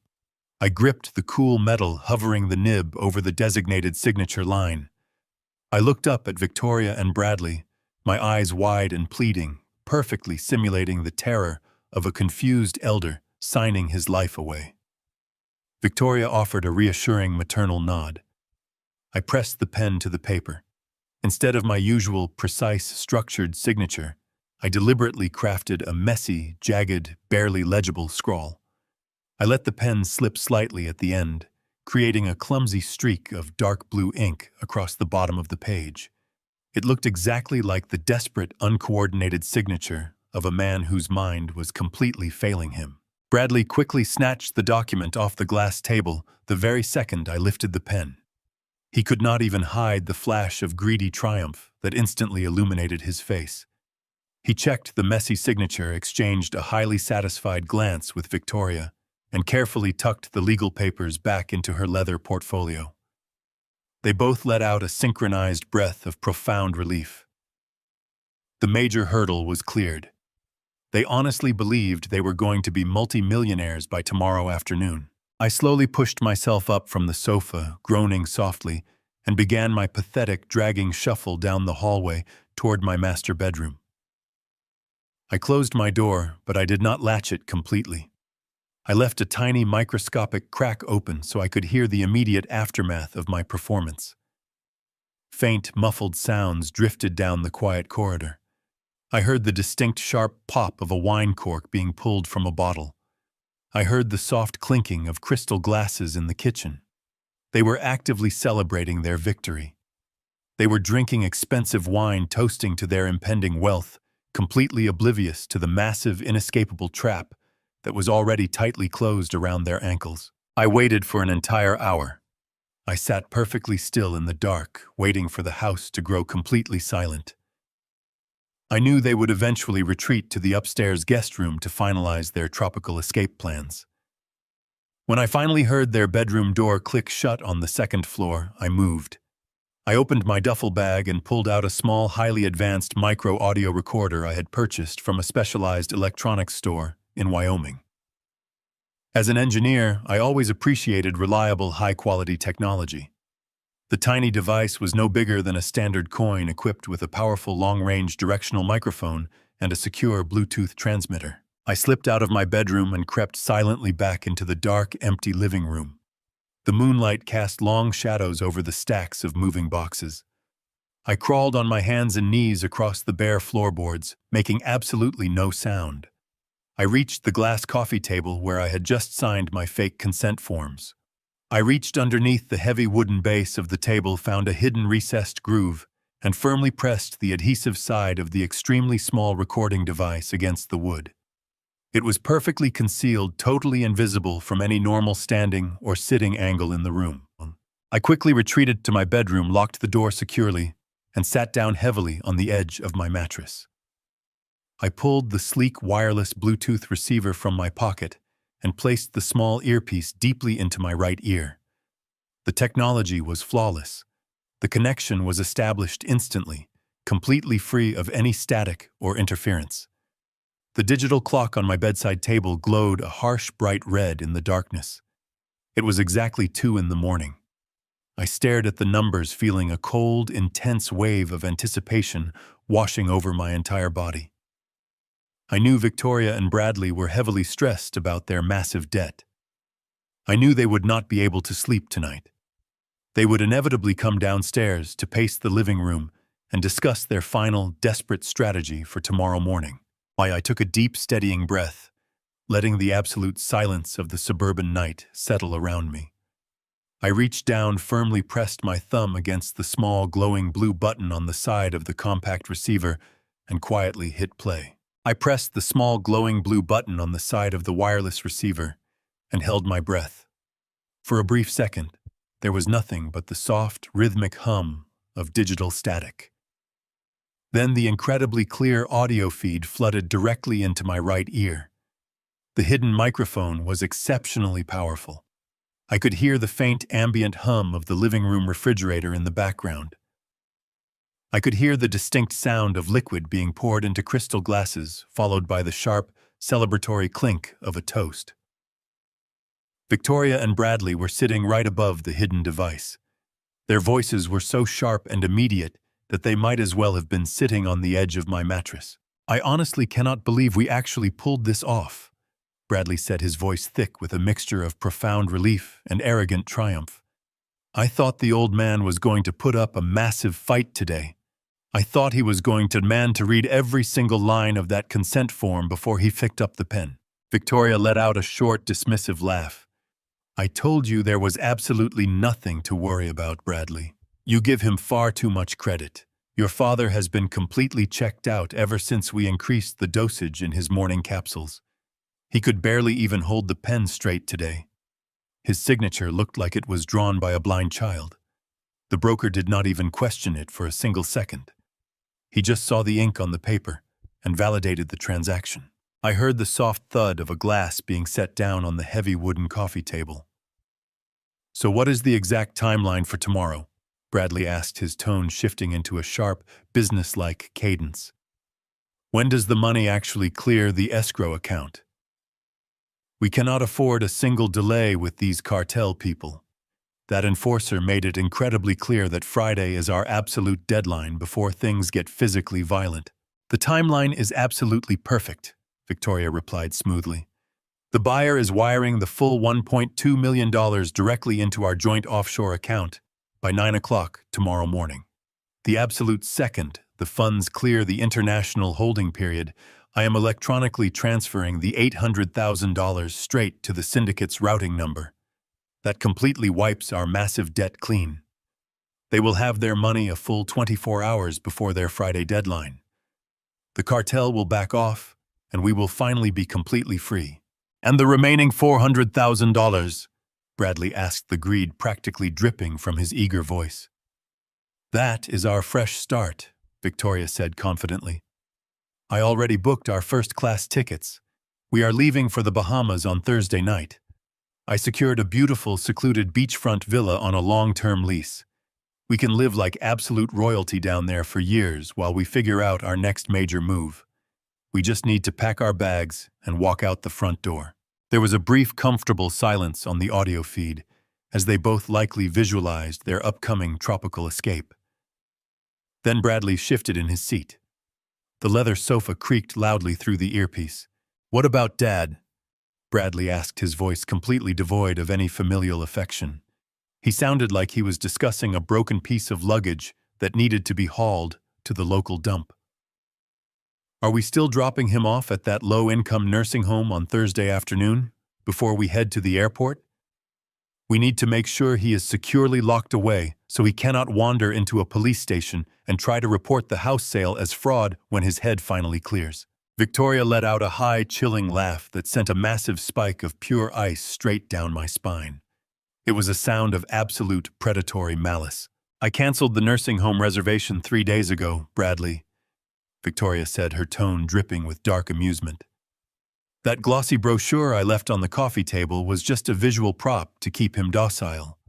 We cannot risk putting him in a standard assisted living facility. Even a terrible underfunded nursing home allows patients to make phone calls, receive visitors, and eventually talk to a social worker. If his heavy medication wears off and he suddenly regains his sharp memory, he could easily cause a massive legal headache for us from a nursing home. "So where exactly is he going?" Bradley asked, sounding more curious than concerned. "I called the state psychiatric asylum," Victoria revealed coldly. "I used the forged power of attorney and the highlighted medical chart from Dr. Arrington to secure an involuntary permanent commitment order. They are sending a secure medical transport van to pick the old man up first thing on Friday morning. We will already be sitting on a beautiful beach in the Bahamas by the time they arrive to haul him away." "The state asylum," Bradley repeated, a hint of genuine surprise coloring his voice. "Is that not a highly restricted lockdown facility?" "Exactly," Victoria confirmed with ruthless satisfaction. "They specialize in severe, unmanageable dementia patients and aggressive psychiatric cases. Once he is admitted into their system, he becomes a permanent ward of the state. He will be stripped of his personal clothing, his phone, and his identity. They will keep him heavily sedated around the clock to manage his fabricated delusions. The specific ward I assigned him to is located in the basement level of their oldest building. There are absolutely no windows in that ward, Bradley. He will never see the sunlight again, and he will never ever be able to contact the outside world to tell his pathetic story. He will simply vanish." I sat alone in the crushing darkness of my bedroom, clutching the wireless receiver so tightly that the hard plastic casing dug painfully into my palm. The sheer, unadulterated evil of their master plan was almost entirely incomprehensible. They were not just stealing my home and fleeing the country. They were intentionally condemning me to a living nightmare. They were sentencing me to spend the final years of my life locked inside a windowless concrete cell pumped full of heavy chemical sedatives until my mind actually did rot away into nothingness.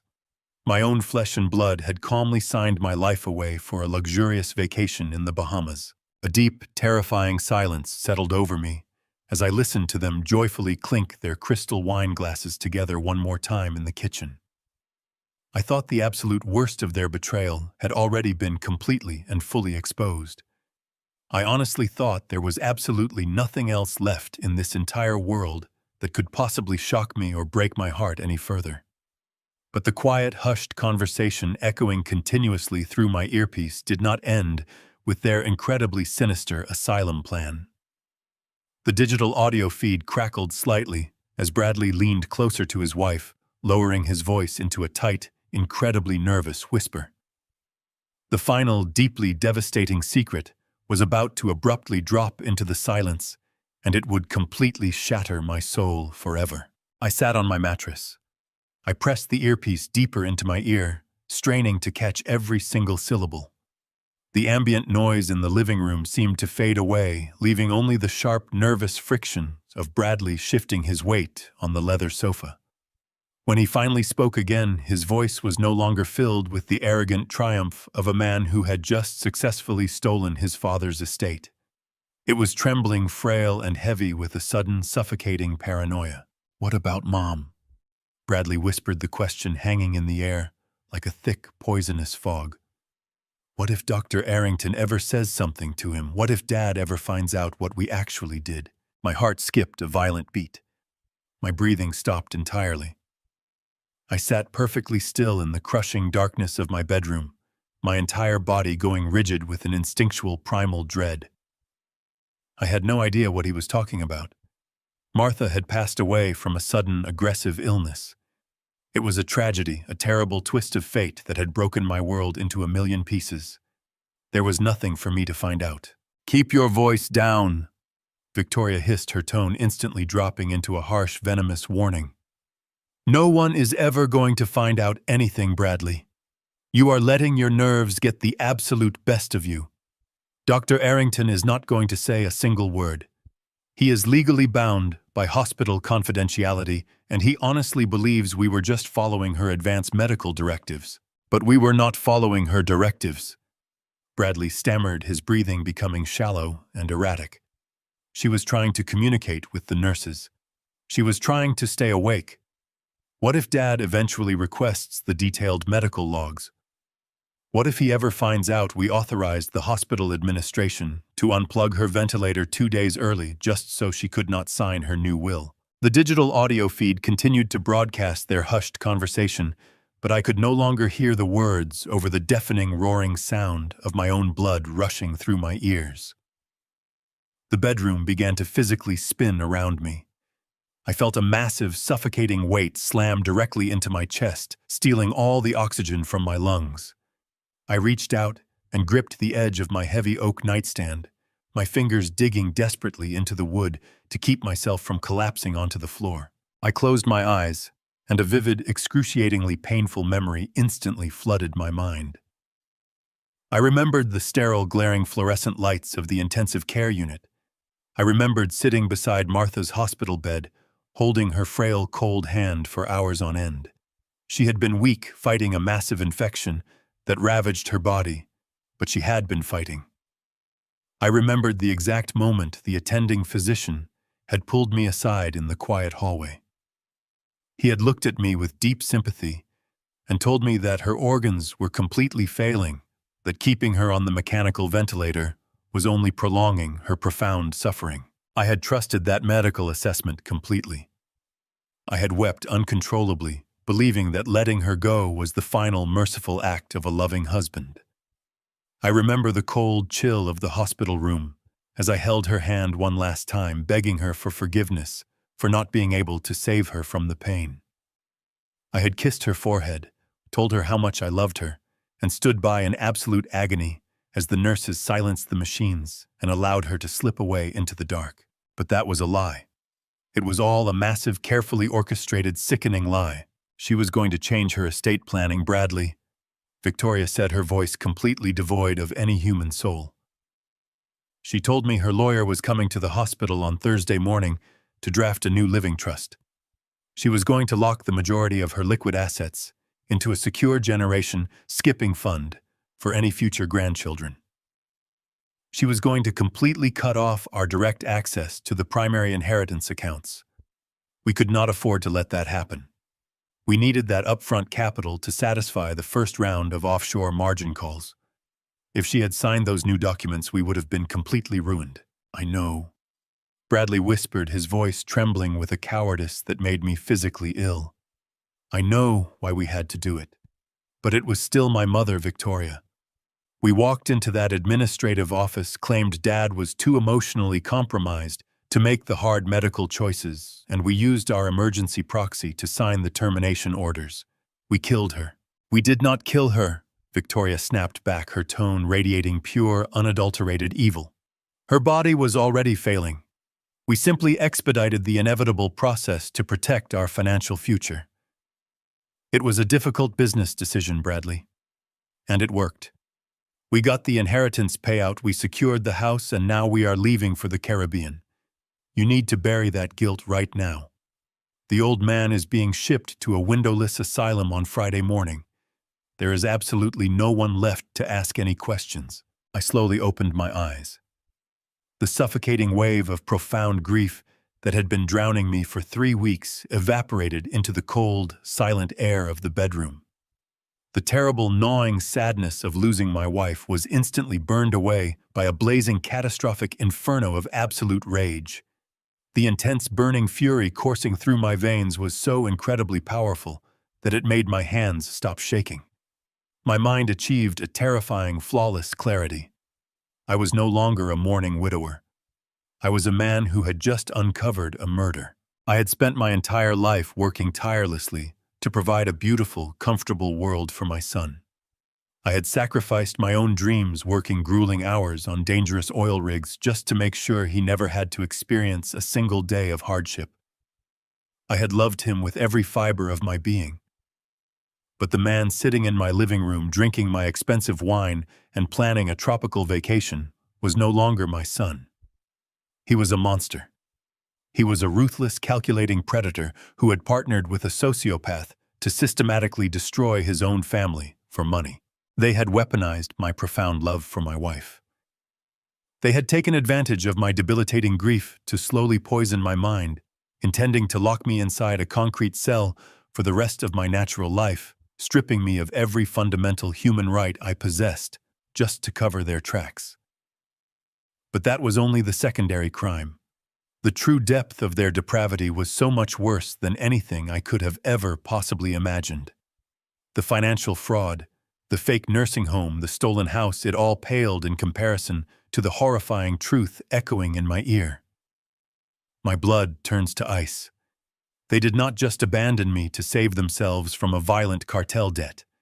They actively shortened my wife's life to secure their inheritance window before it permanently closed. She was brain dead, Bradley. Victoria snapped back on the recording, her voice echoing with a sickening metallic hollow that stripped away any remaining trace of her humanity. Keeping her alive on those machines was costing us thousands of dollars a day in specialized care that insurance was already threatening to deny.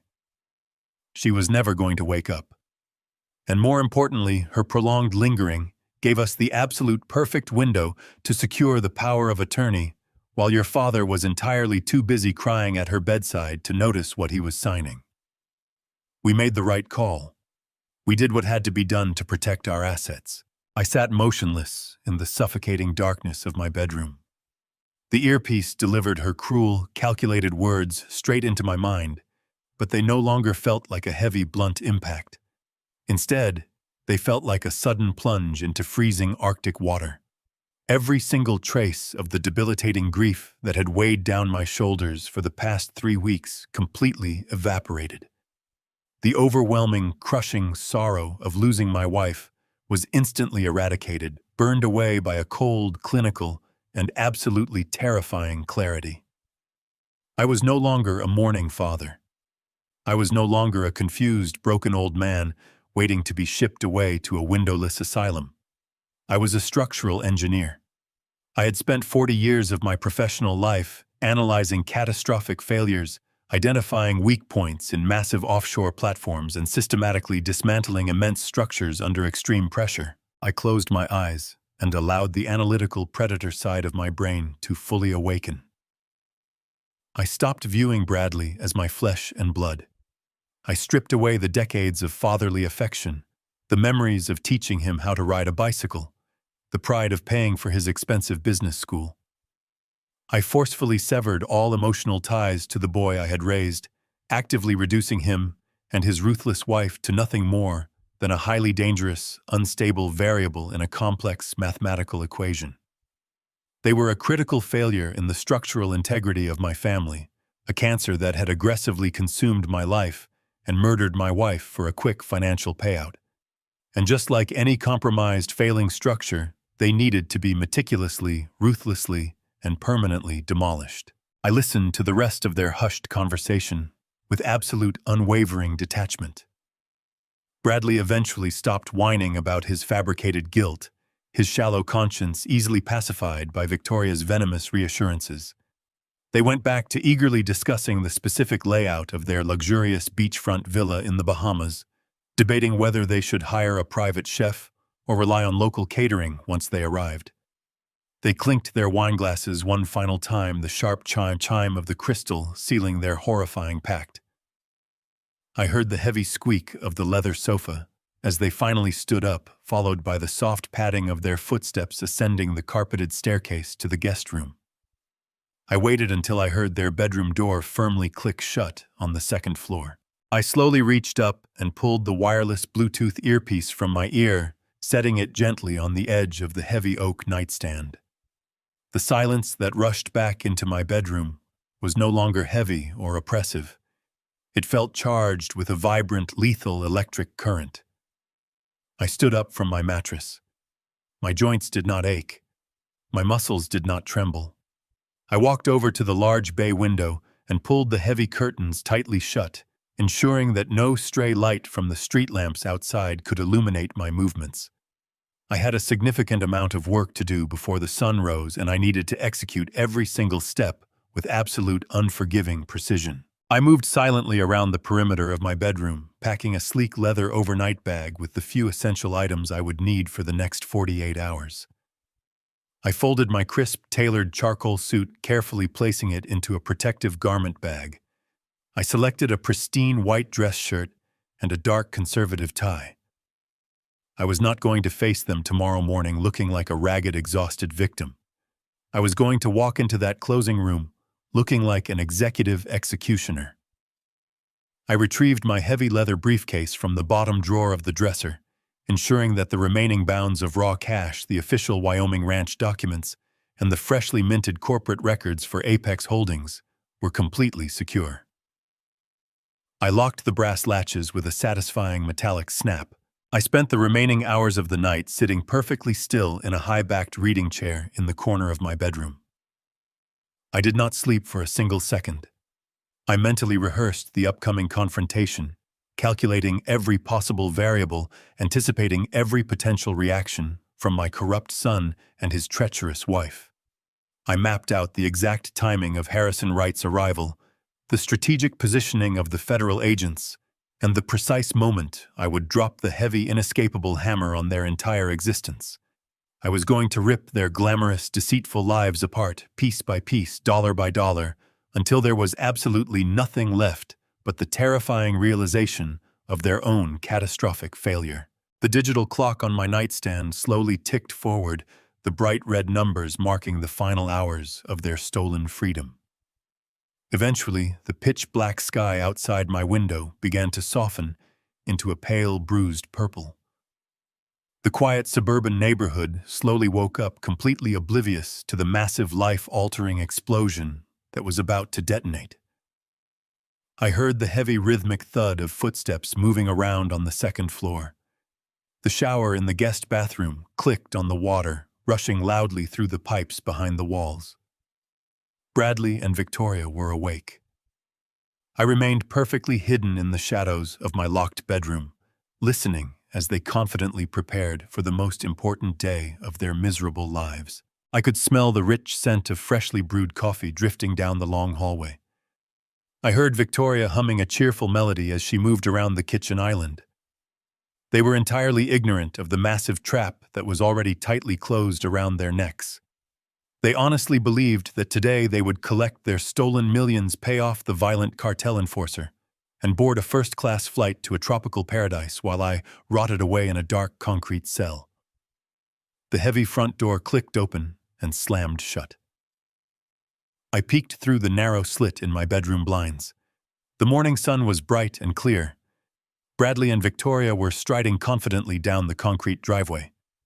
They were both dressed impeccably in sharp, tailored designer suits carrying sleek leather portfolios, their faces radiating an aura of absolute arrogance. They climbed into their luxury sedan and backed out into the street, heading straight to the real estate broker's office to collect their final massive payout. The moment their car turned the corner and disappeared from view, I grabbed my things, stepped out into the hallway, and prepared to follow them. It was closing day, and I was going to make absolutely certain that the final door closed directly on them. I stepped out of the dark shadows of my home and walked down the quiet suburban street to where I had parked my rental car the night before. I slid into the driver's seat and started the engine. I kept a safe, deliberate distance behind Bradley and Victoria as their luxury sedan navigated the early morning commute toward the bustling city. The drive took just under an hour, but to me it felt like an eternity suspended in pure, unadulterated adrenaline.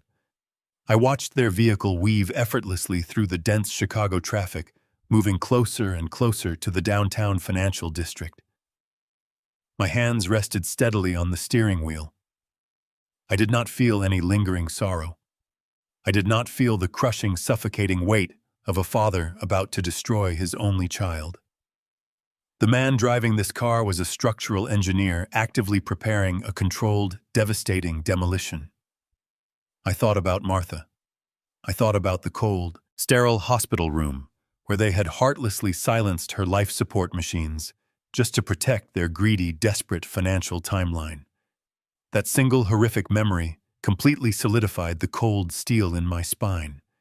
They were going to pay dearly for every single precious second they stole from her. They finally pulled into the underground parking garage of a sleek, modern high-rise building located right in the beating heart of the city. I parked a level above them, waited a few calculated moments, and took the elevator up to the main lobby. The real estate brokerage firm occupied the entire 14th floor. It was an incredibly ostentatious office clearly designed to project immense wealth and success to high-net-worth clients. The walls were lined with abstract modern art, and the floors were polished white marble that brilliantly reflected the bright morning sunlight streaming through the massive floor-to-ceiling windows. I stepped off the elevator and stood quietly near a large decorative potted plant, observing the main reception area from a secure, safe distance. Through the thick glass walls of the primary conference room, I could clearly see Bradley and Victoria. They were sitting side by side at a massive mahogany table. Victoria was nervously crossing and uncrossing her legs, her stylish high heel tapping rapidly against the thick carpet. Bradley was constantly checking his expensive gold wristwatch, his face a tight mask of barely contained frantic anticipation.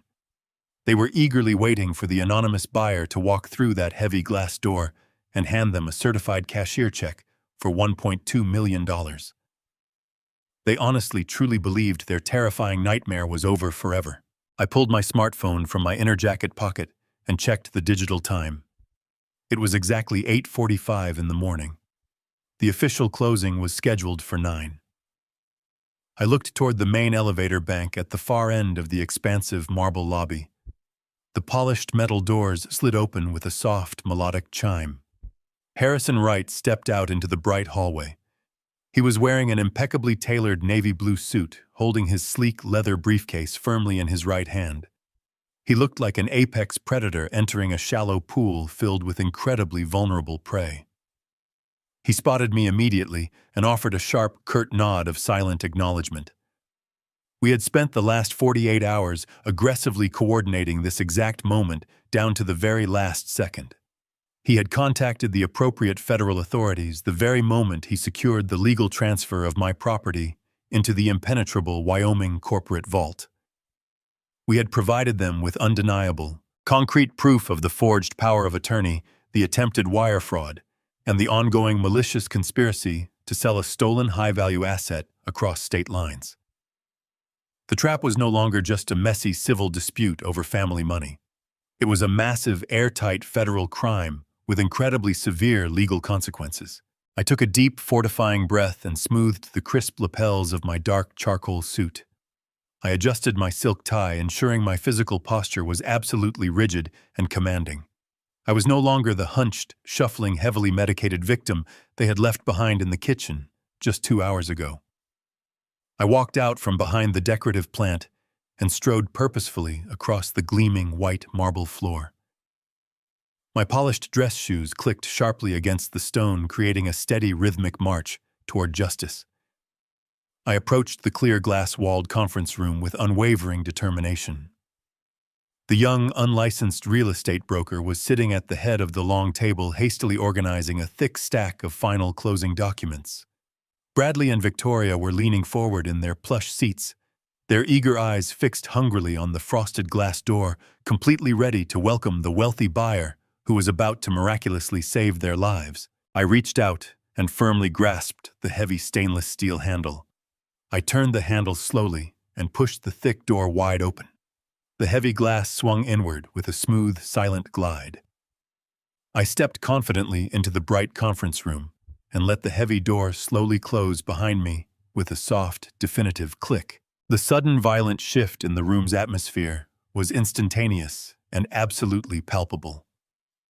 The polite, welcoming, perfectly rehearsed smile on Victoria's face completely shattered the very second her dark eyes landed on my tailored suit.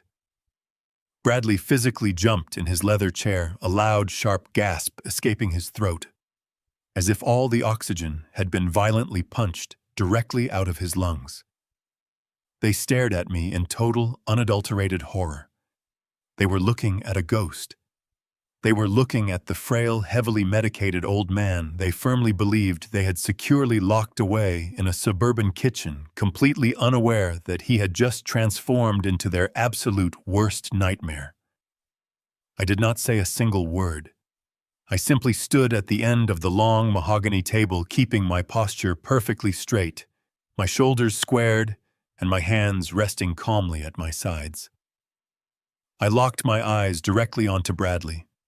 The sheer naked panic radiating from his pale, trembling face was incredibly satisfying to witness. He opened his mouth to speak, to stammer out some pathetic, fabricated excuse for why I was standing there, but his vocal cords completely failed him. The profound, suffocating silence in the room was entirely deafening. The unlicensed broker looked back and forth between us, entirely confused by the sudden, terrifying tension that had just hijacked his highly lucrative morning. I watched Victoria slowly reach into her designer purse, her shaking fingers frantically searching for her cell phone, realizing that their brilliant, flawless escape plan had just encountered a massive, catastrophic failure. She was desperately looking for a quick, invisible way out of the terrifying situation they had so carelessly created for themselves. But there was absolutely no escape from the relentless, crushing gravity of their horrifying crimes. I held my gaze steady, letting them drown completely in their own sudden, overwhelming terror. And then, the heavy stainless steel handle of the conference room door turned for a second time. Right behind me stood Harrison Wright, holding a sleek leather briefcase flanked by two fully armed federal agents. The glass door clicked shut behind the federal agents, sealing the room like a vault. Bradley remained frozen in his expensive leather chair, his jaw hanging slightly open as his mind desperately struggled to process the impossible scene. He looked from me to the federal agents and back to me, his chest heaving with shallow breaths. He tried to speak, but the words caught in his throat, coming out as a stammer. He raised his trembling hands, gesturing wildly toward the briefcase resting on the mahogany table. He asked what was going on, his voice cracking under his sudden panic. He looked at Victoria silently, begging her to deploy a manipulative lie, but she was completely paralyzed. The arrogant aura she possessed just 10 minutes ago had entirely evaporated, leaving behind nothing but raw terror. The unlicensed real estate broker pushed his chair back violently, the metal legs scraping loudly against the polished floor. He held his hands up in absolute surrender, rapidly muttering that he had no idea what was happening and was just an independent contractor. He swore he knew absolutely nothing about any underlying criminal activity. Harrison Wright ignored the panicking broker entirely. He walked with a calm, predatory grace toward the head of the long conference table, his polished dress shoes silent on the thick carpet. He placed his sleek leather briefcase down on the smooth mahogany surface and popped the brass latches with a sharp snap. He reached inside and pulled out a thick, meticulously organized legal file. He did not look at Bradley or Victoria with anger. He looked at them with the cold, clinical detachment of an exterminator examining a severe pest problem. He tossed the heavy file onto the center of the table. The thick stack of papers slid across the polished wood, stopping mere inches from Victoria's trembling hands. Harrison adjusted his tailored suit jacket and cleared his throat, commanding the absolute attention of every single person in the room. He spoke with a deep, resonant voice that carried the undeniable weight of absolute legal authority. "Allow me to formally introduce my client," he began, gesturing respectfully toward me. "You may know him as your father, but in the professional financial sector, he is recognized as the sole proprietor and acting chief executive officer of Apex Holdings." Bradley stared at Harrison in profound confusion, his brow deeply furrowed as his panicked brain desperately tried to connect the dots. He repeated the name Apex Holdings out loud, the unfamiliar corporate title tasting like ash in his mouth. Victoria swallowed hard, her dark eyes darting frantically toward the heavy file resting on the table. Harrison offered them a sharp, humorless smile. He calmly explained that Apex Holdings was a privately managed investment firm with a significant amount of liquid capital available for immediate deployment. He stated that earlier this week, Apex Holdings utilized its corporate channels to reach out to a specific, unregulated offshore lending entity. Harrison leaned forward, placing both of his hands flat on the mahogany table. "Apex Holdings just legally purchased your delinquent $800,000 debt directly from the underground syndicate via secure corporate channels," he announced, letting the sheer magnitude of his words hang heavily in the silent room. We bought your paper at a premium to ensure a rapid, unquestioned transfer of financial liability. The dangerous men who were threatening to burn you alive are no longer looking for you. You no longer owe them a single dime. For a brief, agonizingly stupid second, a profound wave of relief washed over Bradley's pale face. He actually believed that I had intervened to save his miserable life. He thought that the pathetic, forgiving father he had constantly manipulated had rushed in at the very last minute to financially rescue him from his catastrophic mistakes.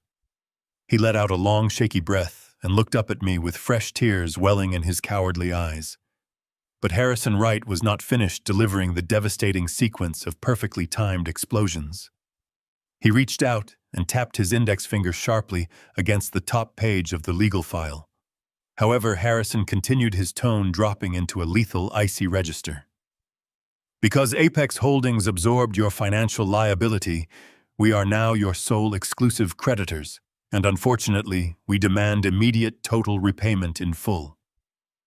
Victoria finally found her voice, though it sounded like dry leaves. She pointed a shaking finger at the closing documents spread across the table. She aggressively stated that they were closing on the house right now, and they would securely have the cash to pay the debt in less than an hour. Harrison let out a short, sharp laugh that lacked any warmth. He shook his head slowly, looking at Victoria with genuine, unadulterated pity. That is where you have encountered a massive, insurmountable legal dilemma, he said smoothly. You see, you cannot legally sell a property that you do not actually own. Victoria's face instantly went completely pale. All the blood drained from her cheeks, leaving her looking physically ill. She stammered that she had a valid notarized power of attorney document that explicitly granted her husband the legal right to liquidate his father's primary estate. Harrison nodded in polite agreement, conceding that her forged document might have functioned perfectly under different circumstances. But a power of attorney only applies to assets currently held by the principal individual. Harrison explained, his voice ringing with absolute finality. Mr. Richard legally transferred the entire deed of his suburban Chicago property out of his personal name nearly a month ago. He gifted the entire estate completely into the impenetrable corporate vault of Apex Holdings. We officially own the house. You have spent the entire morning aggressively attempting to sell an asset that belongs to a private corporation. The devastating reality of their situation crashed down upon them like a collapsing concrete ceiling. Victoria slumped back into her leather chair, her breath coming in short gasps as the invisible noose finally pulled incredibly tight around her neck. She looked down at the forged consent forms she had so eagerly presented to the broker just minutes ago, suddenly realizing they were not her ticket to a tropical paradise, but rather her signed confession to a massive crime. Bradley began to shake violently, burying his face in his trembling hands as he let out a low, pathetic moan of pure despair.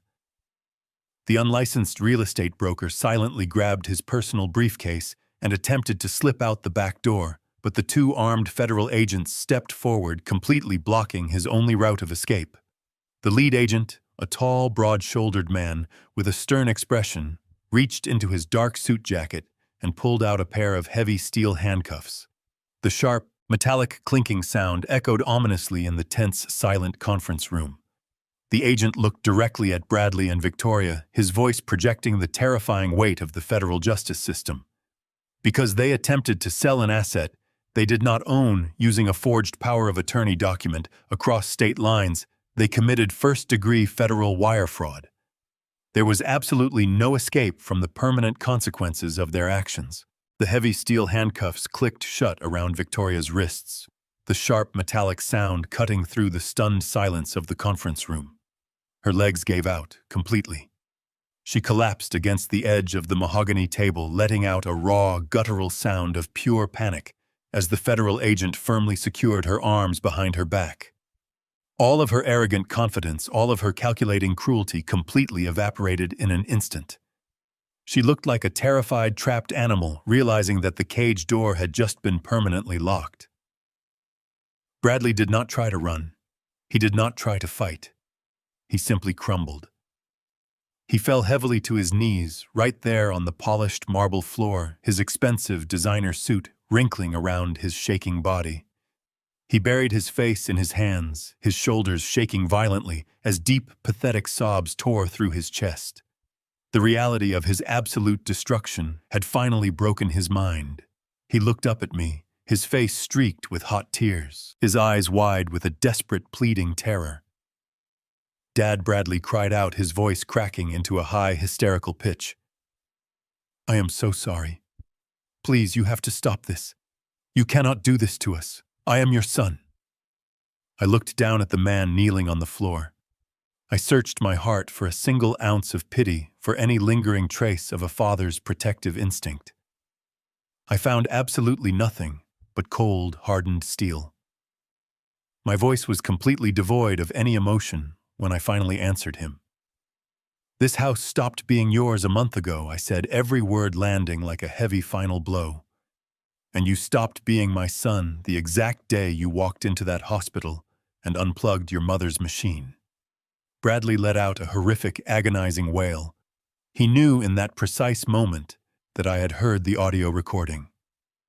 He knew that his darkest, most unforgivable sin had been completely exposed to the light.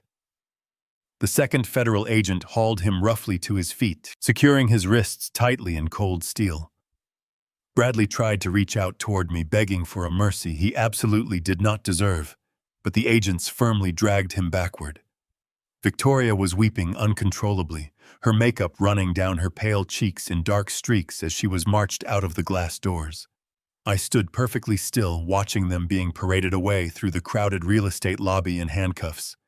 The unlicensed broker sat frozen in his chair, completely paralyzed by the sheer magnitude of the federal raid that had just destroyed his incredibly lucrative morning. He looked down at his trembling hands, entirely aware that his own illegal business practices were about to be heavily scrutinized by the authorities. The receptionist in the outer hallway gasped out loud, dropping a stack of pristine white papers onto the floor as the agents physically pushed Bradley and Victoria toward the main elevator bank. Everyone in the luxurious office building was staring at them, their glamorous lives officially over in a single devastating heartbeat. They were utterly humiliated in front of their wealthy peers, completely stripped of the arrogant facade they had worn for years. Harrison Wright stood quietly beside me, patiently packing his heavy legal files back into his sleek leather briefcase. He closed the brass latches with a solid, definitive snap, offering me a silent nod of profound mutual respect. We walked out of the conference room together, leaving the terrified broker behind us. The nightmare was finally over. The cancer had been surgically permanently removed from my daily life forever today. Fast forward exactly 3 months later. The air out here in Wyoming is incredibly crisp and clean, entirely untouched by the suffocating smog of the city. I am standing on the wide wooden porch of the massive ranch that Martha secretly left me, leaning gently against the sturdy railing outside. The morning sun is just beginning to rise over the jagged mountain peaks, casting a brilliant golden glow across the 5,000 acres of lush green plains stretching out as far as my eyes can see. In the distance, a small herd of wild horses grazes peacefully near a winding river. The heavy machinery of the Mineral Corporation continues its steady, rhythmic work on the horizon, quietly securing my financial independence. I do not feel lonely out here in this vast open space. I feel a profound, overwhelming sense of absolute freedom. The legal fallout back in Chicago happened extremely fast. It was incredibly swift and absolutely devastating for them. Bradley and Victoria are currently sitting in federal holding facilities awaiting a criminal trial that will inevitably sentence them to decades in a maximum security prison. They tried to plead for leniency, but the audio recordings and the paper trail of their massive offshore debts provided the prosecution with an airtight, inescapable case. The underground cartel enforcer who threatened my life was swept up in a massive federal raid orchestrated by the authorities using the intelligence Harrison gathered. The dangerous syndicate was completely dismantled, removing the final lingering threat permanently from my existence. As for the massive house in the Chicago suburbs, I decided I never wanted to step foot inside those walls ever again. The memories there had been too deeply tainted by their greed and betrayal. Instead of selling it for profit, I instructed Harrison to execute a legal transfer of the property deed to a highly respected local charity. The sprawling 5-bedroom home has now been entirely renovated and officially converted into a free full-time medical clinic and safe haven for elderly individuals who have been abandoned or abused by their own families. The exact place where my son planned to discard me is now a fortress of hope and healing for people who truly need it. It felt like the perfect ultimate victory over his dark intentions. I take a slow, deep sip of my hot black coffee, letting the rich, bitter taste ground me in the present moment. I look up at the wide, endless blue sky, watching a solitary hawk circle effortlessly on the morning thermal currents.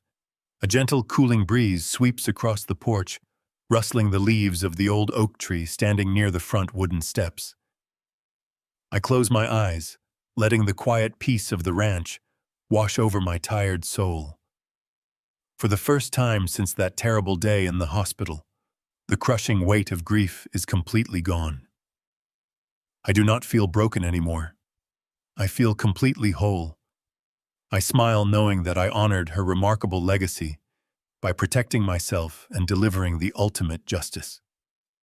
I take another breath of the fresh mountain air, and for the very first time in months, I can actually feel Martha standing right beside me. We are together again in spirit, watching the beautiful sunrise over the vast, magnificent Wyoming landscape today. I know she is incredibly proud of the difficult choices I made to defend our family honor. The long, painful chapter of betrayal is finally closed forever. A brand new, profoundly peaceful chapter of my life has officially begun, and I am fully ready to embrace it now. Blood does not guarantee loyalty, and love should never blind you to the truth. When you spend your entire life sacrificing for your family, it is easily possible to ignore the obvious red flags of extreme entitlement and pure greed. But true wisdom comes with age and the profound realization that trust must be earned, not blindly given. Evil often wears the familiar face of the very people we care for the absolute most. Do not let sentimentality make you a helpless victim. Stand up, protect your legacy, and never let those who betray you dictate your final chapter today. If Richard's story of betrayal and ultimate justice kept you on the edge of your seat, please hit that subscribe button right now. Drop a comment below and tell me how you would have handled Bradley and Victoria. Let us talk about it in the comments. See you very soon.